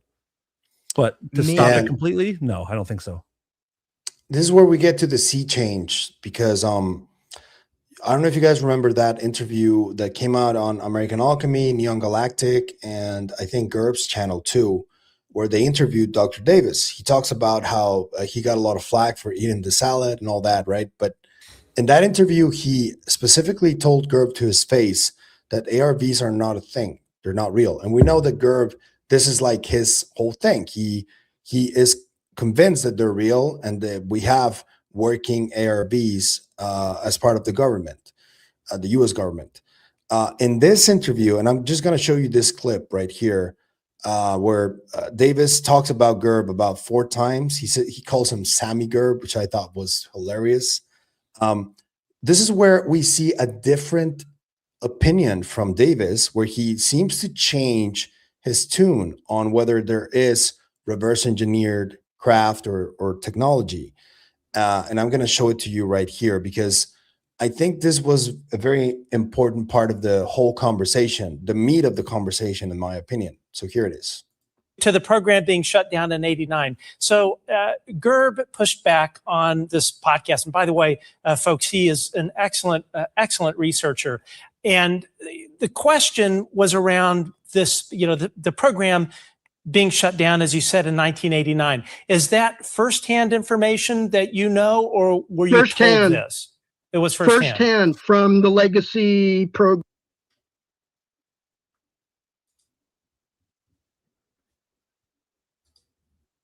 What happened? You got to pay your Wi-Fi bill, buddy. Shut us down. I mean, we didn't. Senior VP at that one company. And he was not talking about his company. He was talking about all of the companies. And the problem is Hal hit a milestone birthday last month, and he's older than God. You know, God love him. And his memory is not quite as sharp at the detailed information level. So Hal forgot. He's forgotten. Sure. So the first-hand information is that the entire legacy program was shut down in 80. Hold on. What the hell? This is weird. That's a wild statement. Wow. Yeah, this was a wild one, I think. But let me refresh. Hold on. Just saying Hal was wrong. I mean, yes, he could be, right? You know, God love him. And his memory is not quite as sharp at the detailed information level. So Hal forgot. He's forgotten. Sure. So the first-hand information is that the entire legacy program was shut down in 89. But the CIA, what Hal forgot to say is that maybe Hal didn't think he could say it, but I will say it. The CIA, I'm sorry, the legacy that senior VP said the CIA will bring it out once every 10 years and give new contracts to the companies, and then they will bring it, and then they will receive the materials back, and they will attempt to use. Now we're 10 years into the future from the shutdown, and it may take, and they may not be successful, but they get a contract, they get the materials, they work on it, and they say, we still can't figure it out. So they put it back into cold storage again for another 10-year period. CIA comes back, says, okay, try again. So they're going to keep doing this until the laboratory diagnostic instrumentation, physics theories, applied physics, and engineering principles catch up. And then when that next 10-year period comes, that it gets resurfaced for another look by the legacy programs, legacy companies, then they may get successful. And I think, given what Lukatsky said about the triangular shaped craft, which I had never heard about, not just me, but several of us on the OSAP at the contractor level, that tells me that somebody somewhere got successful. And now, since the companies can't talk to each other, it won't be Boeing and Lockheed. It won't be Lockheed and Raytheon. And it won't be Raytheon and Northrop Grumman or some combination thereof of all that. It could be somebody else, even Battelle. By the way, Battelle Memorial Institute was another one. So that's one that Sammy didn't think about. They are an FFRDC, and they had a hand in UFO material analysis for Project Blue Book, and they had a classified report, top secret. Jacques nicknamed it the Pentacle Memo in his first volume of Forbidden Science. And unfortunately, the modern versions of that book you can get, the updated, newer version, they don't have that damn memo in it. You have to go back and get the old one with the green paperback cover, and it's got the Pentacle Memo reproduced in it. So it's been allegedly declassified. I think it has been declassified finally. So that's enough. We've seen him denying this for a while, multiple times, and now he's like not so sure about it because of what Lukatsky said. So, and this also talks a lot about the division that there is between people from the OSAP crew and, I don't know if Davis and Putoff and all that, those guys, because Lukatsky has been criticizing Lou Elizondo very publicly, that he wasn't part of any program really, that ATIP wasn't real. He said that, but now it doesn't seem like Dr. Davis is so sure that reverse engineering was not successful based on what Lukatsky has stated. What are your thoughts on that, though? I thought that was very, very important. I think it's really important for me, right, in this topic, to not think that any one person is totally infallible. And there's this thing that people put on any individual, that once they make a mistake or say something slightly wrong, or they misconnect a dot somewhere, that's them out. And I think people have to be careful with Gerb not to do this. He is a guy, and I see all the jokes about Gerb not being human, right? Probably not. Like I said, that level of the way he speaks and how he speaks, the eloquency, the intelligence, the knowledge isn't normal. That's not something that if I just read lots and lots and lots, I could do. I will never be able to retain that level of information and speak about it in that way. The closest I got was early 2000s WWF pay-per-views, right? Back in the day. And it still wasn't that level of confidence. So there's like a savant level, I've said before, for me around Gerb and how he is. He speaks, how his brain and mind works. So we have to be careful that as and when anyone in this topic is pointed out as having got something wrong, and that includes Putov, Elizondo, Coulthard, Corbell. I'm just trying to name different things here, not just individuals. Gerb, Davis, that it means there's something wrong. These people don't all work together. And I think what it points to, and I hope this makes sense the way I'm talking, is there's not like a big truth that a group of individuals know, that you can pick him, her, him, and her, and go, this is the group, and they know the truth. Because I think different silos know different things, and sometimes they intermingle and they know a little bit different stuff. So Davis's point to me makes sense, that I actually like the fact he's changed his tune, and that, oh, well, actually, and I've always said your opinion should be fluid. Oh, well, Lukatsky said this. So based on what he knows of Lukatsky and what Lukatsky said probably publicly and privately, if he's saying that, then for Davis, that seems to be good enough that something did change, and that someone down the line, again, if us three all have parts of UFOs and we're all working on these for various different reasons, if I'm a private contractor and there are billions or trillions of dollars at stake here, reputation, future contracts, money, national security, am I phoning Pavel and Dan when I crack something and going, by the way, I need to share this with you both? Or am I keeping this to myself and letting the guys in government know, listen, I've made a breakthrough here? You're probably doing the latter. That's what's happening. They're not phoning around and sharing the good news with everyone. In the same way pharmaceutical companies and drug companies don't make a breakthrough and share the recipe with everyone, do they? No, they keep their cocktail for them and they monetize it. That's what I probably think's happening here, that it's refreshing, and it's that whole thing about talking in absolutes, where I like the fact that Davis has went, actually, I've changed my mind on this. Here's why. And it makes sense to me. And I get not everyone might agree with that. And to that point, again, just to hammer home, Gerb has this, for what some folks think, flawless record. You have to at least pay attention to a guy like Davis coming out and saying, actually, there's some things he might have got wrong there. And that's where I'd love to speak to Gerb in a long form interview in a different way that he's maybe done before, and have that conversation around how he handles this. And he goes down very specific routes, but I would love to know how he chooses his angles of attack. Does he leave out anything particularly because it's either not relevant, he's not interested, or it doesn't fit into a piece that he's working on and trying to get to the bottom of something? What does that whole structure and process for him look like? In the same way, like working with musicians, Dan, how somebody figures out a track or a lyric or a piece of music, where they keep going back to it and back to it and back to it. And you see the handwritten lyrics to one of your favorite songs are a little bit different to what you end up hearing in the polished record. Of course. So like Gerb's whole process is not going to be flawless. The people behind Gerb, who he gets his information from, it's not just a guy who's well researched at this point. I'm sorry, that's just not what it is. But no. I think there's definitely happy mediums there. Yeah, so I'll let somebody else come in on that. Dan?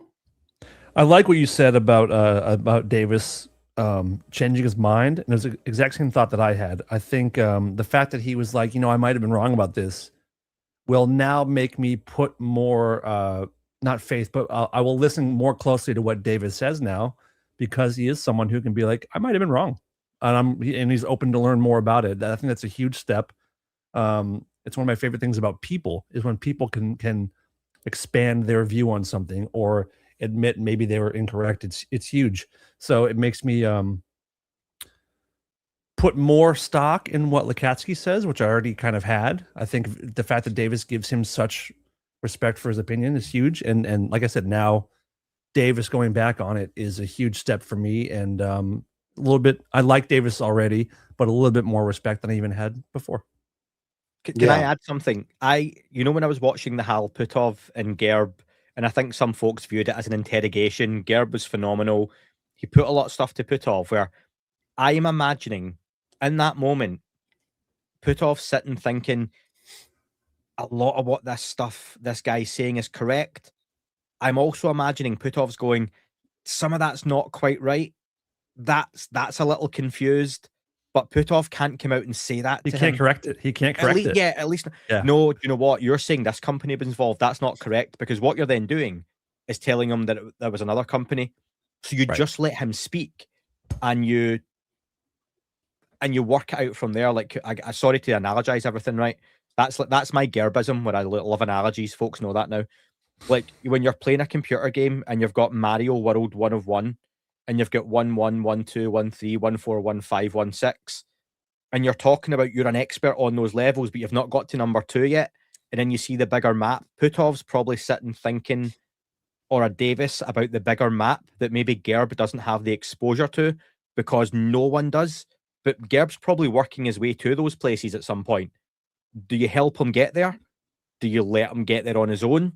Or are there places that he won't get to without being pointed in the right direction? I think that actually happened in the interview, because there was a moment when Eric Davis was basically telling Gerb, it's like, the people you're naming and Hal Hal, you mean? Davis in this interview. Oh, okay. He said the people you're naming, I mean, you can name them, you have to. I think they're like part of the problem, but Davis was like, those are not the gatekeepers. And that gave me an indication of what you're saying, Andy, that they do have like a broader probably idea of the whole situation. And Gerb is probably going to get to that eventually. And I just want to know, like, if Davis is so sure that those are not the gatekeepers, the ones that Gerb has been naming in his channel, who are the gatekeepers? And he says that they're from AFOSI, counterintelligence, and that every single cell, every single agency within the government has a counterintelligence sort of operation in favor of the legacy program. And he thinks those are exactly the gatekeepers, not necessarily the security people that Gerb has been mentioning, like Terry Phillips and all of these people. Can I fire through some of the quotes specifically about Gerb from Davis? And this will hopefully allow people who haven't seen it. But again, I'm sure Pavel and Dan are the same. I always stress, if you can, go and check out the original content from Matt Ford. Yeah. So on Gerb getting the gatekeepers wrong, Davis said, so you're going to have 2 or 3 or 4 government guys plus the gatekeepers. That's another thing Sammy got wrong. He's a young guy. He's not 30 years. He doesn't have 30 years of experience that I have. And then he says, see, we got to understand Sammy doesn't grasp that there's a distinction. The legacy program's jargon, those 2 words refer to the aerospace defense industry.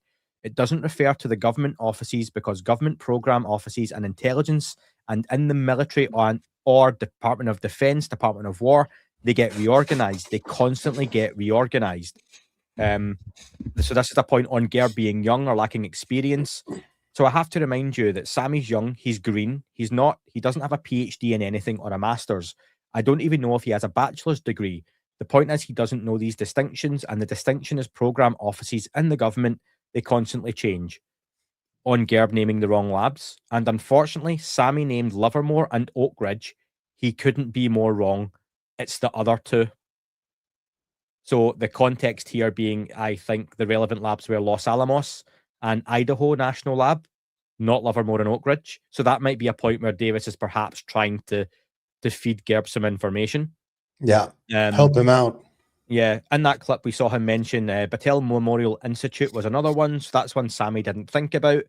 You can look at that as being barbed or pointed, but he's pointing in a direction. So I'm sure Gerb takes that the right way and goes, okay, let me go down that route. He says, I know from talking with him during the OSAP and during the ATIP and during his task force that I gave him enough information.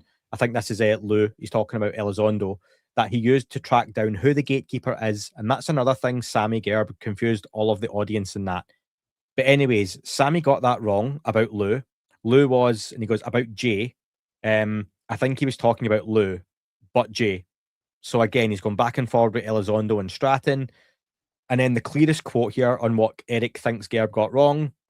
So the gatekeepers, that's where Sammy fell down. Sammy was naming programs, program offices, the office of this, the office of that, the director of this, the director of that.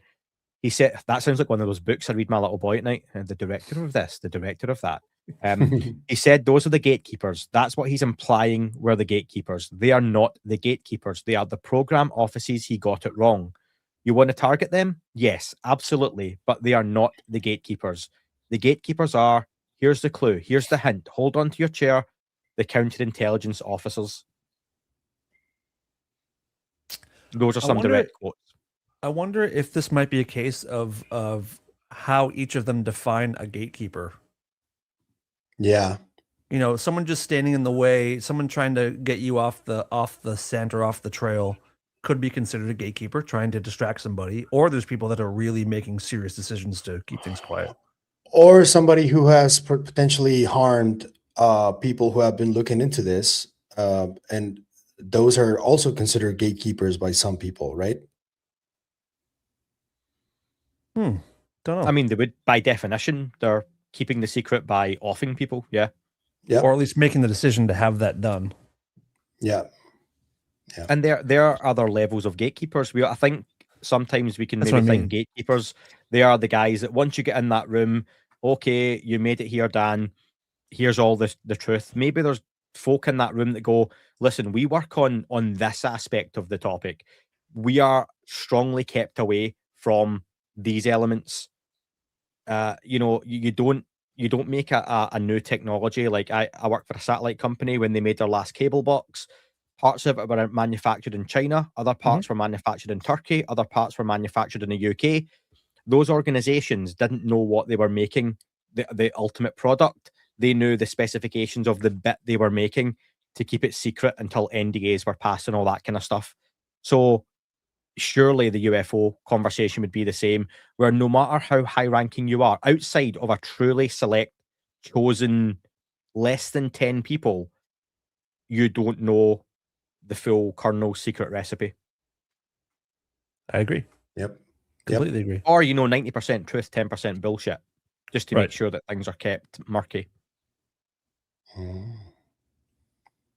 Interesting. It was a really good interview, man. Kudos to Matt Ford for a really good interview. They left a lot of new stuff there, and for people to try and look for other avenues. I think that he handled talking about Gerb okay, because Gerb has been like going against people like him for a while, and he showed class there. I think he wasn't disrespectful. He wasn't rude or anything.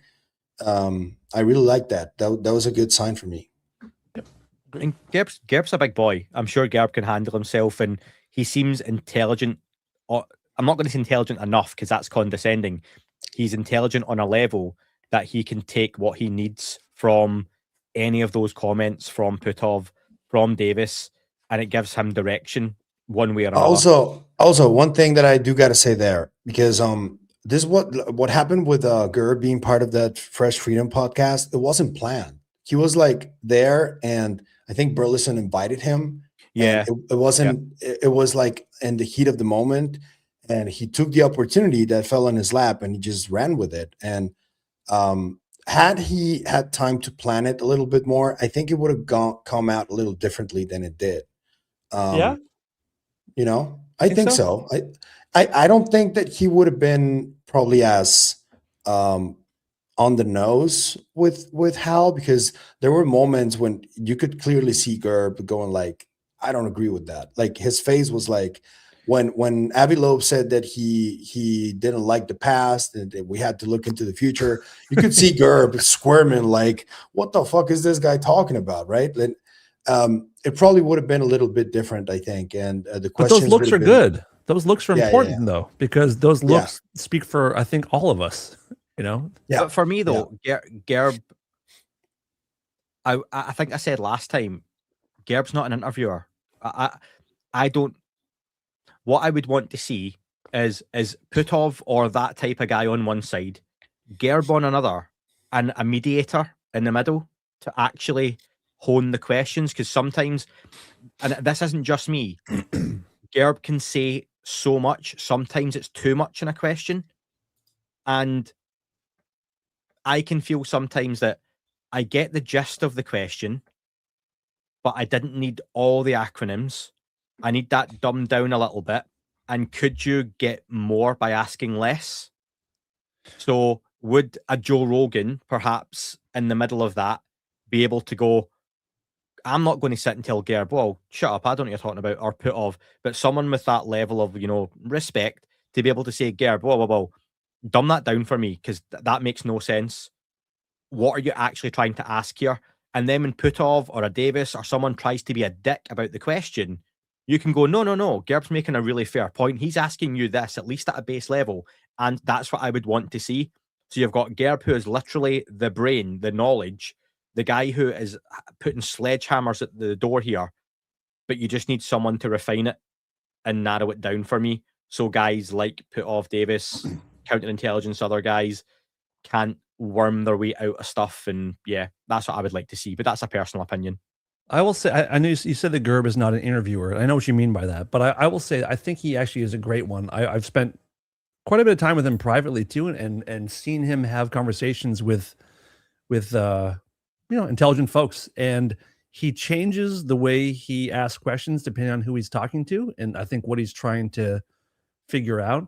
So he does have the ability to dumb down questions and make it more straightforward, and he does that. I mean, privately, he's a pretty phenomenal interviewer. I mean, he knows what he's trying to get at. In that instance, though, it was like Pavel said, it was barbed and right at him, not prepared. I mean, you say not prepared, but I mean, he sounded prepared.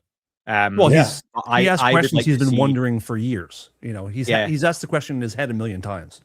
I would just love to see it directed a little bit differently to maybe get the most out of the questions and some of these guys' answers.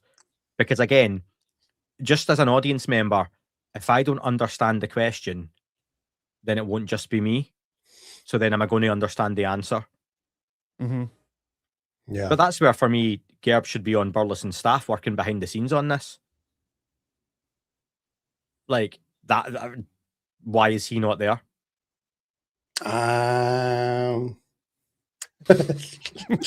Why not, Pavel? Why is he not there? I wouldn't necessarily say he's not. Well, I was going to say, unless he is now. Because it sounds like he's the type of guy who should be helping out with that It makes stuff. sense that he is helping with a lot of stuff to not just Burleson, but everybody involved there. It just makes sense.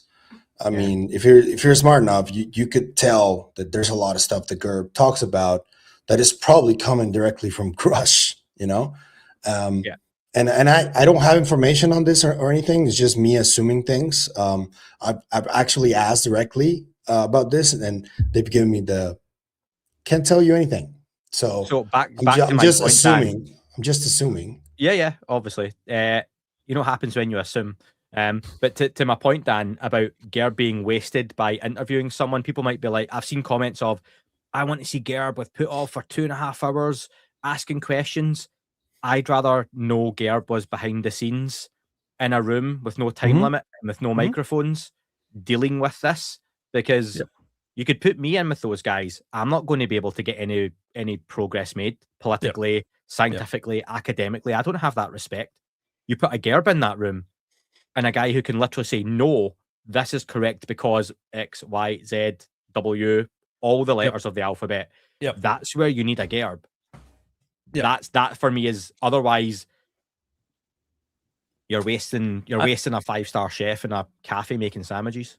I think the three of us enjoy interviewing people and enjoy talking to people and having those conversations, I don't think that Gerb wants to be an interviewer. I don't think he wants to do that stuff. If he talks to someone, it's not for like entertainment. It's not for like, let me show off my skills. He literally just wants 100%, answers to yeah. things. Yeah. I don't think he wants to be, you know, Jesse or anybody. I think he just wants to make his films and learn and get to the bottom of stuff for the benefit of everybody.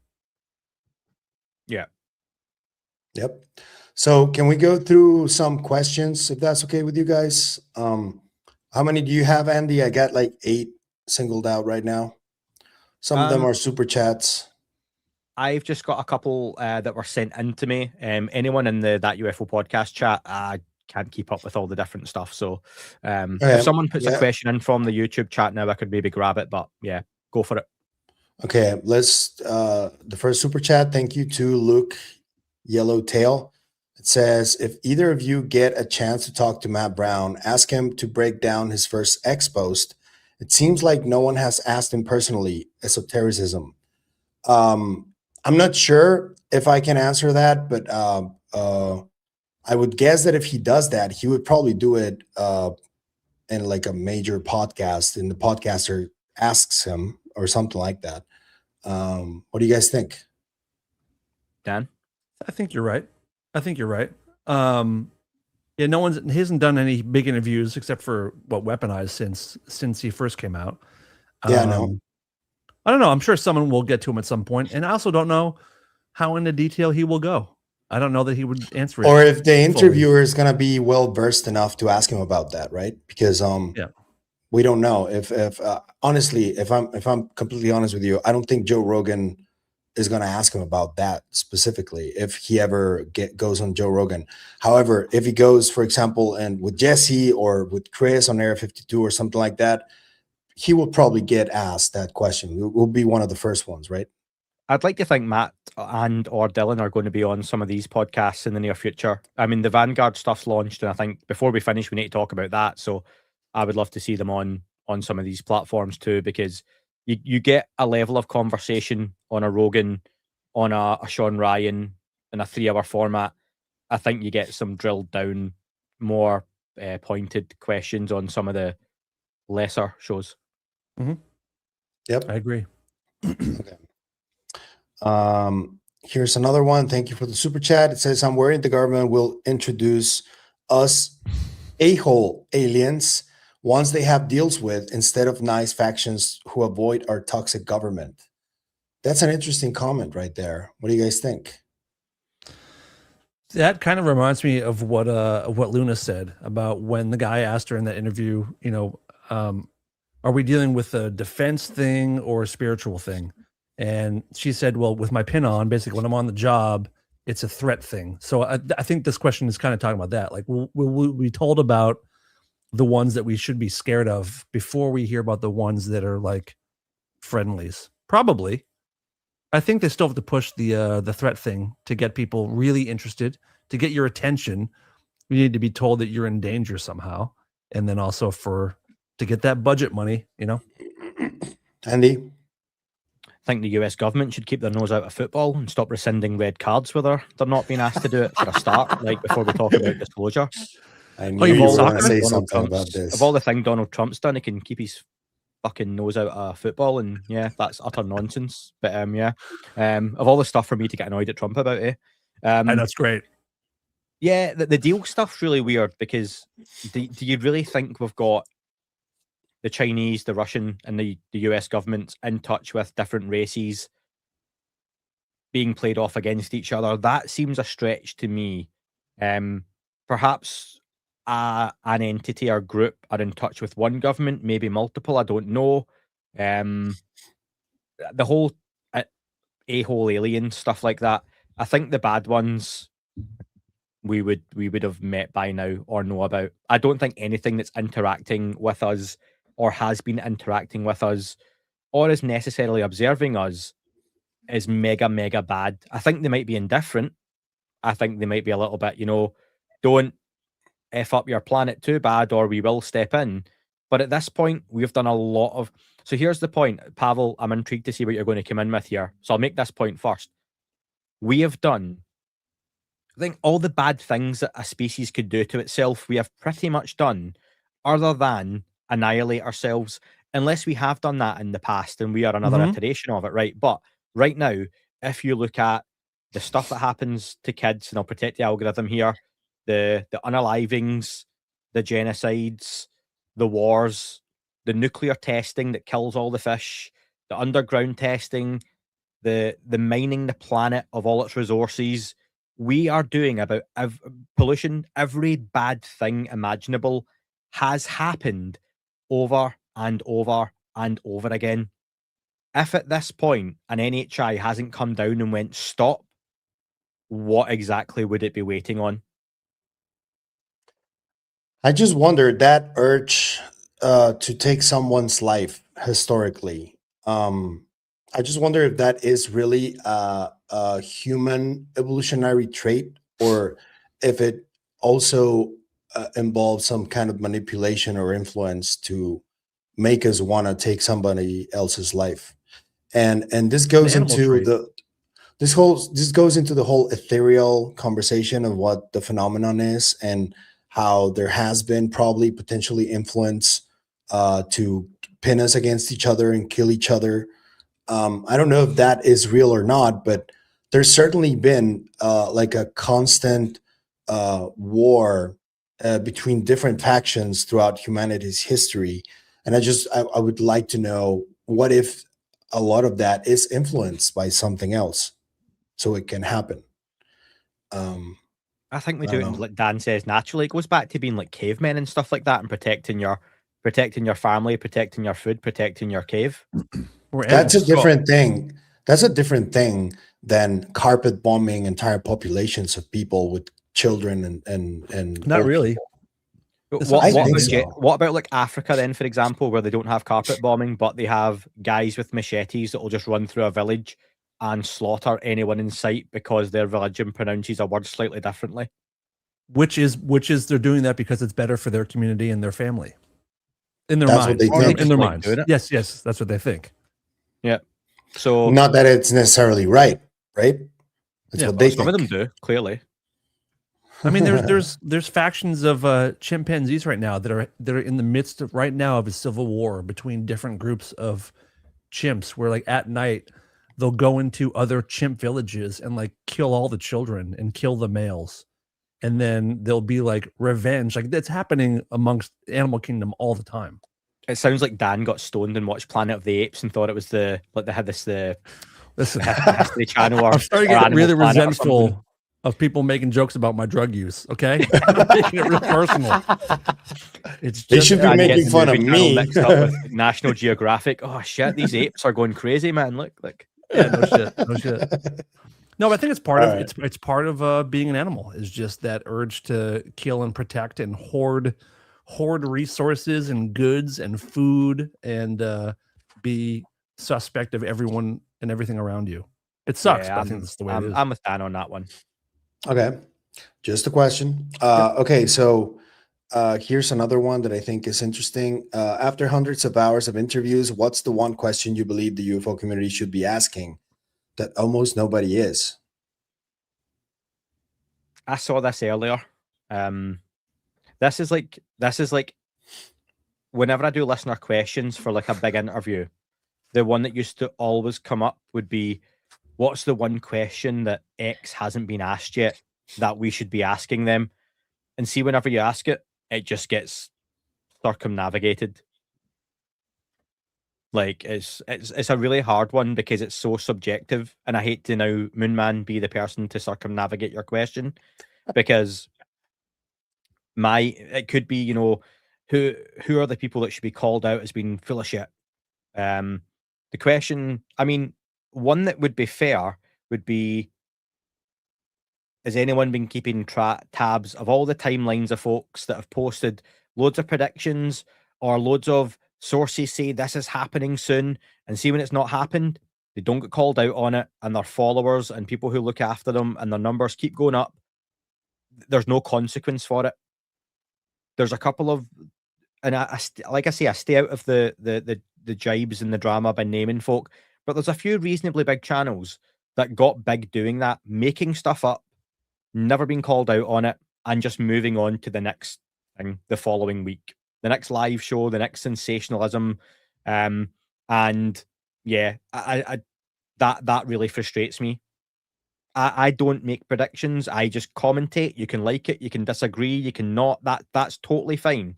It's generally my opinion based on how I am, what I think, and that can change. But yeah, I would love the UFO community to be asking a little bit more. I suppose that's one for someone to have kind of kept a spreadsheet and loaded it into an AI and been like, spot patterns of bullshit. Dan? I have no idea how to answer this question. I have no idea. I think every question's been asked. Should be asking that almost nobody is. I think all the important questions are being asked.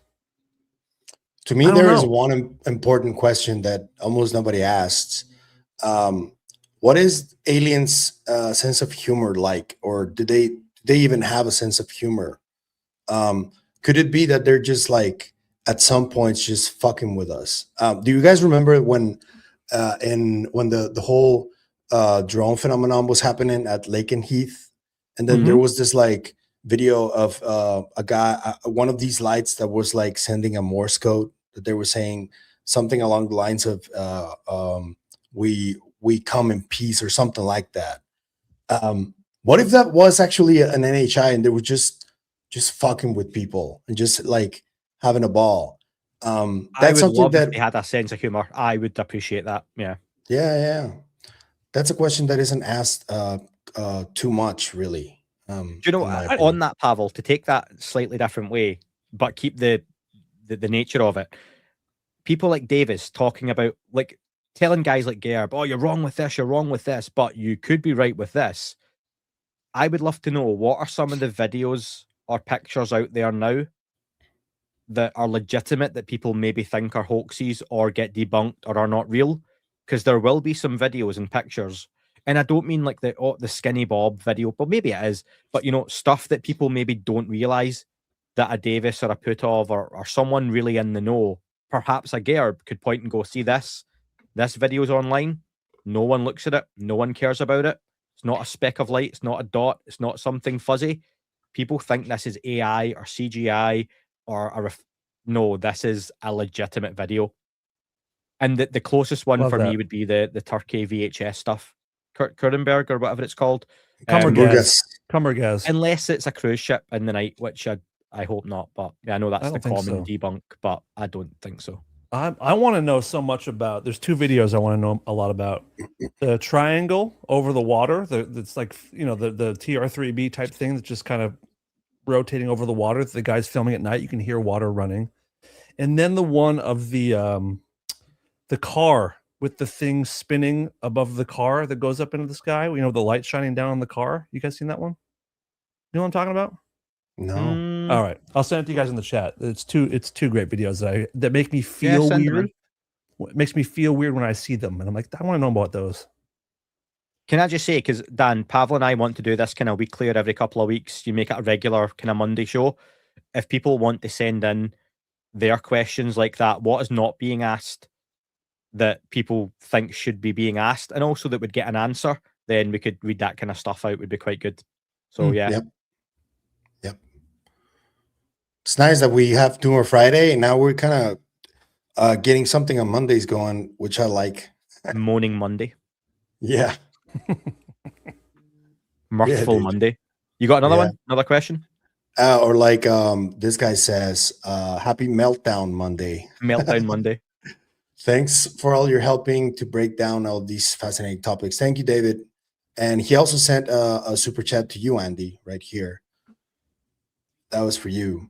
Shall I read it out then in my voice? Andy, Pavel, and Dan making an otherwise rotten Monday a lot better. The new shed looks great, Andy. David's a cool guy, not just because he gave us $4.99. I met him at Contact. He was speaking to everybody. He has a really cool energy. So thank you, man. That's nice, because you weren't speaking to Eric Davis at Contact, were you? He ran away from you. Yeah. He told us to bugger off. Basically, me and Missile Man. Oh, do you know what? So- I really appreciate someone in the chats kept us up to date with the football score and said 1-0 to Spain. Thanks. oh, who scored? Thank you. Yeah, Thank stick in you. the chat That's who scored nice. for Spain. Thanks, folks. That's nice, dude. Merino on the 91st minute. Whoa. Poor Ronaldo. That's his last game, I think. Yeah, good. He's no Messi. Yeah, he's not. more Your questions, questions Pavel? next. Yours. Oh, my question's Yeah, next. I'm So done. I had some random stuff. Are we going to mention Vanguard before we go off as well? Because Oh yeah, Live, we yep. can continue with that and then finish with your questions if that's okay with you. yeah, let's go into Vanguard because I think that's really important to bring up. Yeah. So Matthew Brown and Dylan Borland last Saturday finally announced the Vanguard website where you can go, and if you want to support them or people like them, you can go there. We're going to leave it in the description after the show. But to me, the most important part of Vanguard is that this is intended to encourage people who are not public yet to come forward and get the support that they are fearing they won't get if they come forward. And this is something that I said on my video where I speak about this, is that the goal really for Vanguard is to not need Vanguard. If there is some kind of executive order where whistleblowers are protected the way Vanguard is trying to protect them, Vanguard is not going to be, is not going to continue, I think. Would you guys agree with that? Yeah, can I just read the launch statement from them, Pavel, on their on the Sure. X post? So Sure. they said, today, on the 250th anniversary of our nation, we launched the Vanguard Enterprise. For decades, Americans inside the national security enterprise have carried knowledge of extraordinary public consequence. Some have come forward lawfully, many have paid a terrible price. Washington has many systems for protecting secrets. Vanguard is building one for protecting the people who tell the truth. Founded by UAP whistleblowers Dylan Borland and Matthew Brown, Vanguard is a civilian-led 501 non-profit focused on UAP whistleblower support, public education, and lawful disclosure. Our mission is simple: protect the whistleblowers, disclose the truth, and ensure that no warrior for the truth is left behind. On that, can I ask your thoughts on, I had said a few weeks ago on Doomer Friday shows and my own show, the Disclosure Foundation, that was previously the Disclosure Fund, people were questioning where the money was going because you've got this fund and the whistleblowers are not getting the money.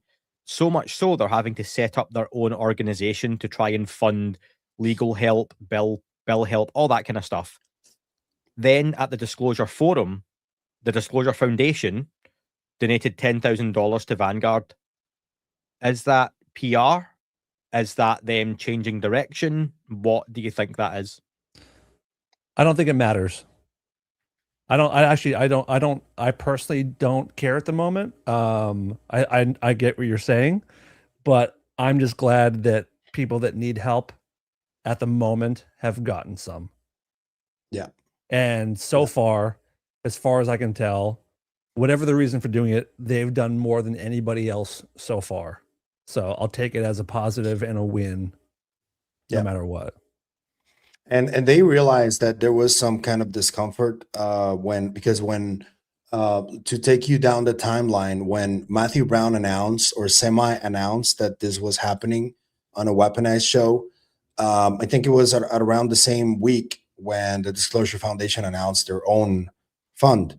And there were also talks of Soul potentially doing the same thing. Dr. Gary Nolan is on record saying that they needed some kind of whistleblower fund to help them.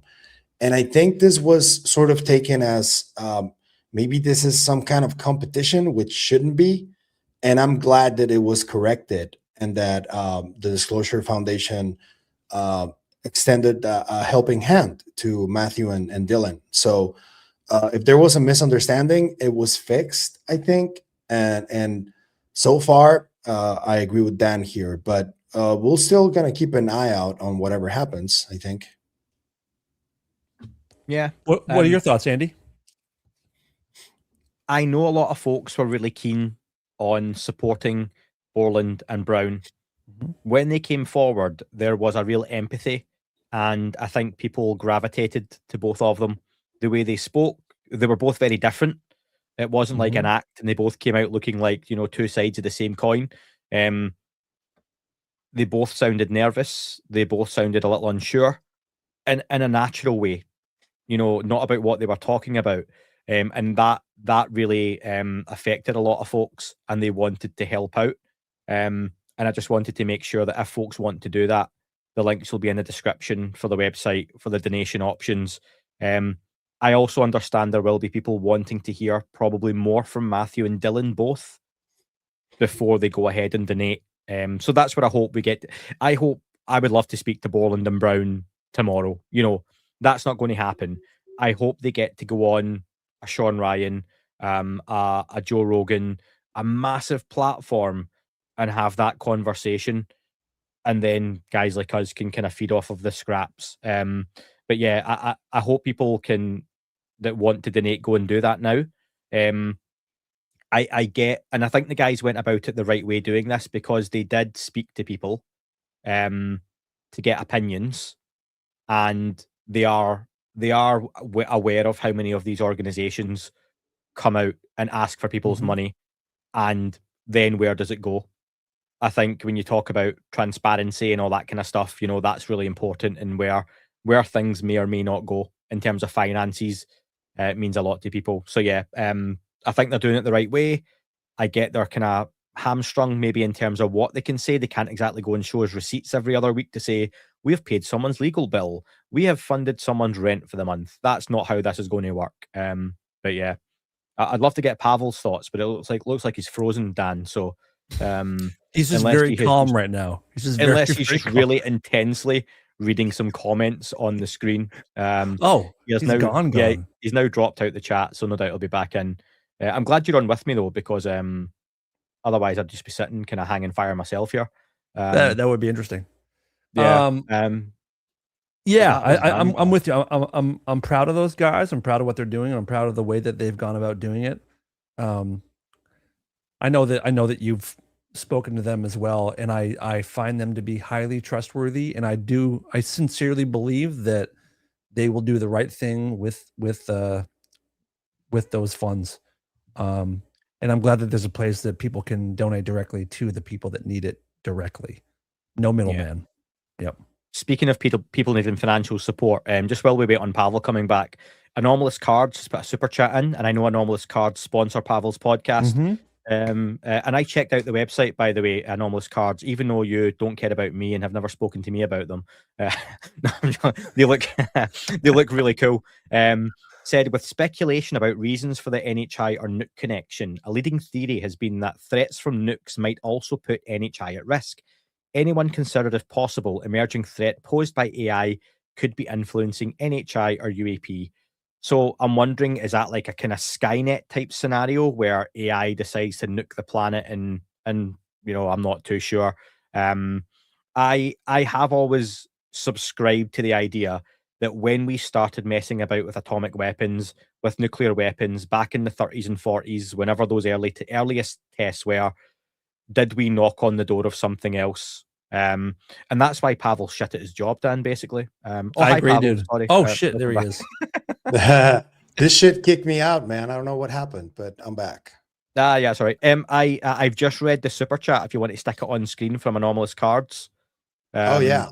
And we were just having a very quick chat. I've just read it out about what that may be. So I suggested about is that the kind of Skynet idea of AI deciding to nuke the planet and NHI don't like it?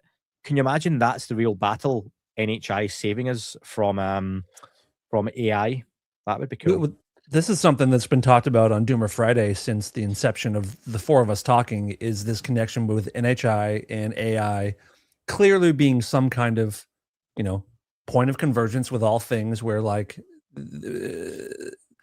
either AI will find a way to make their reality known to everybody, or that AI would be an actual threat to humanity. And if we are, let's say we are property of some kind of NHI being, I think they would have a reason to jump in to protect us from annihilation if we are some kind of resource or someone's pet or just something that someone cares about. I don't know. I spoke to a guy at Sol over dinner. Sounds romantic. It's less actually, it was quite romantic, even though there was a whole room of us. and he That's called an works orgy, for a- bud. an orgy with clothes on. Thank you very much.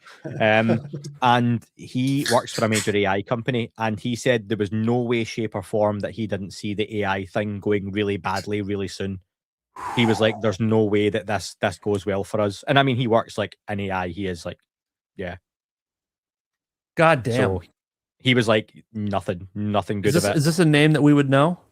No, I can't Okay. remember the guy's name. That's why I'm not saying it. Isn't But- it Jonathan Bertie? Is that not it? No. Okay. He's not part of Sol. He was at the Sol symposium. He was a guy who was from like a major company that deals in AI, and I was sat beside him. Really interesting dude. But he was like, he had nothing even speculatively positive to say that it could go well if this happened. He was like, no, this is going to kill us all. So he thinks an extinction level, we should be worried about going extinct. yeah, That's not scary at all. no, It's not Friday, is it? Does he Turn it still on and off work again. when he said that to you? Was he still working in artificial intelligence? Was he still doing that for a living? yeah. From what I remember, again, I don't drink, so I wasn't like drunk or anything. Whoa. But yeah, Here's another And then he question, just- guys. Before we go on, hold just- Yeah. Go on. If you guys in your job, let's say you were that guy and you really believe that, would you go public with that? he had a family and kids and stuff, so like once he stopped crying and looking at pictures of his kids, no, he didn't cry. But like I get like he's got a job and it's still regardless speculative. So, you know, even if he did truly believe that was going to happen and that all the calculations look like this is the outcome, there's still the whole Doctor Strange to Iron Man, you know. It's the 1 in 135 million chance that it does come out a different way. You don't know until you know. You think of all the things that have come along that we've not destroyed ourselves yet. Atomic energy, nuclear weapons, ammunitions, the internet. You know, we've tried our best, but we seem to be, you know, Larry David falling upwards and just managing to get by to the next thing. That's very true. Despite our best efforts, we're still here somehow. Yep. That is true. Is There's that always because of next us or because of something else? Now it makes me. I mean, we hear about NHI shutting down nuclear sites and whatever. I've always wondered, like, really, the last time anyone tried was in the 40s. No one's tried to launch a nuke since then. No one's really tried since then. I find that hard to believe. So I do feel like something has stopped it since then. There's been plenty of nuclear tests, though. There's been thousands of Yes. nuclear tests. In the They've all 60s, happened. yeah. Killed lots of marine life. And then when you look at even Fukushima, and no, I didn't swear or sneeze. If you look at Chernobyl, Yeah, of course. Chernobyl, yeah. they could have shut down that nuclear. That could have been handy. They could have shut down that nuclear plant for us. That would have been good. And people go, oh, there were sightings of, yeah, maybe there was something over the plants. Maybe it was birds. Maybe it was, I don't know. But they didn't stop that. And it looks like they could have. That would have been useful. Maybe they can't stop accidents, but they can stop intended attacks. That would imply, what? I'm trying to think of the word. What would that imply that if, so are you saying they can or they won't or don't? Would say what? So like if Russia was about to launch a missile right now, Yeah. you're saying the NHI could go and stop that. I think so. I So mean, then that they've would shown that they imply can. Yeah, but Chernobyl didn't happen like that. Chernobyl was like over, I think, several minutes. Things went to shit. Because I remember it was about testing. I listened to Finn versus the internet and Finn versus history. If anyone wants a read on what my actual humor level is, that I could not say because it would get us shut down, go and check that out. But I listened to their Chernobyl series, and it was literally around how they were testing something that the guy didn't have to test or wasn't meant to test. But something broke. And essentially, yeah. But if he just left it, it wouldn't have happened. It was a kind of but it happened over time. It wasn't an instant issue. So Mhm. they could have came and stopped it and didn't. So then you're saying they would come and stop a missile launch, but they won't stop something like that, which actually affected people, probably a larger number of people over a longer period of time. Because Yeah, for good many point. years after that event, Yep. the podcast I listened to, they were talking about how in Wales, in the UK, there was radioactive soil because of like how high the land was across Europe. Certain levels of rain and radiation would fall depending on kind of mountainous terrain. So even in Wales in the UK, people and animal life and farm life and vegetation was affected from Chernobyl. Mhm. So yeah, you can hit someone with a weapon and kill tens of thousands or 100,000 people, and you damage one area really badly, but this damaged a huge continental-sized area True. for a long, long, long time. Yep. No, you're right. Maybe You're right. that's why the cattle mutilations happen, because they check things like how messed up are the livestock here? You know, Mhm. what's the radiation levels? What are these animals eating? How badly have they polluted the area? You know, we're feeding these cattle grass, but it's actually quite polluted. Let's see what because I think it was Gary Nolan I spoke to who once suggested that cattle mutilations would make sense in a way that we're checking the food chain of this species Right. and the pollutants, what's in it, the makeup of the food. That would make sense. Bro, we have 4,375 people watching right now. Idiots. Dude, give them all a shout out one by one, each name. And on Twitter, we got the most. There are 2,000 for me, 1,100 for Andy on Twitter. So thank you All to right, everybody okay. on You've got double on Pavel. Twitter. That's fine.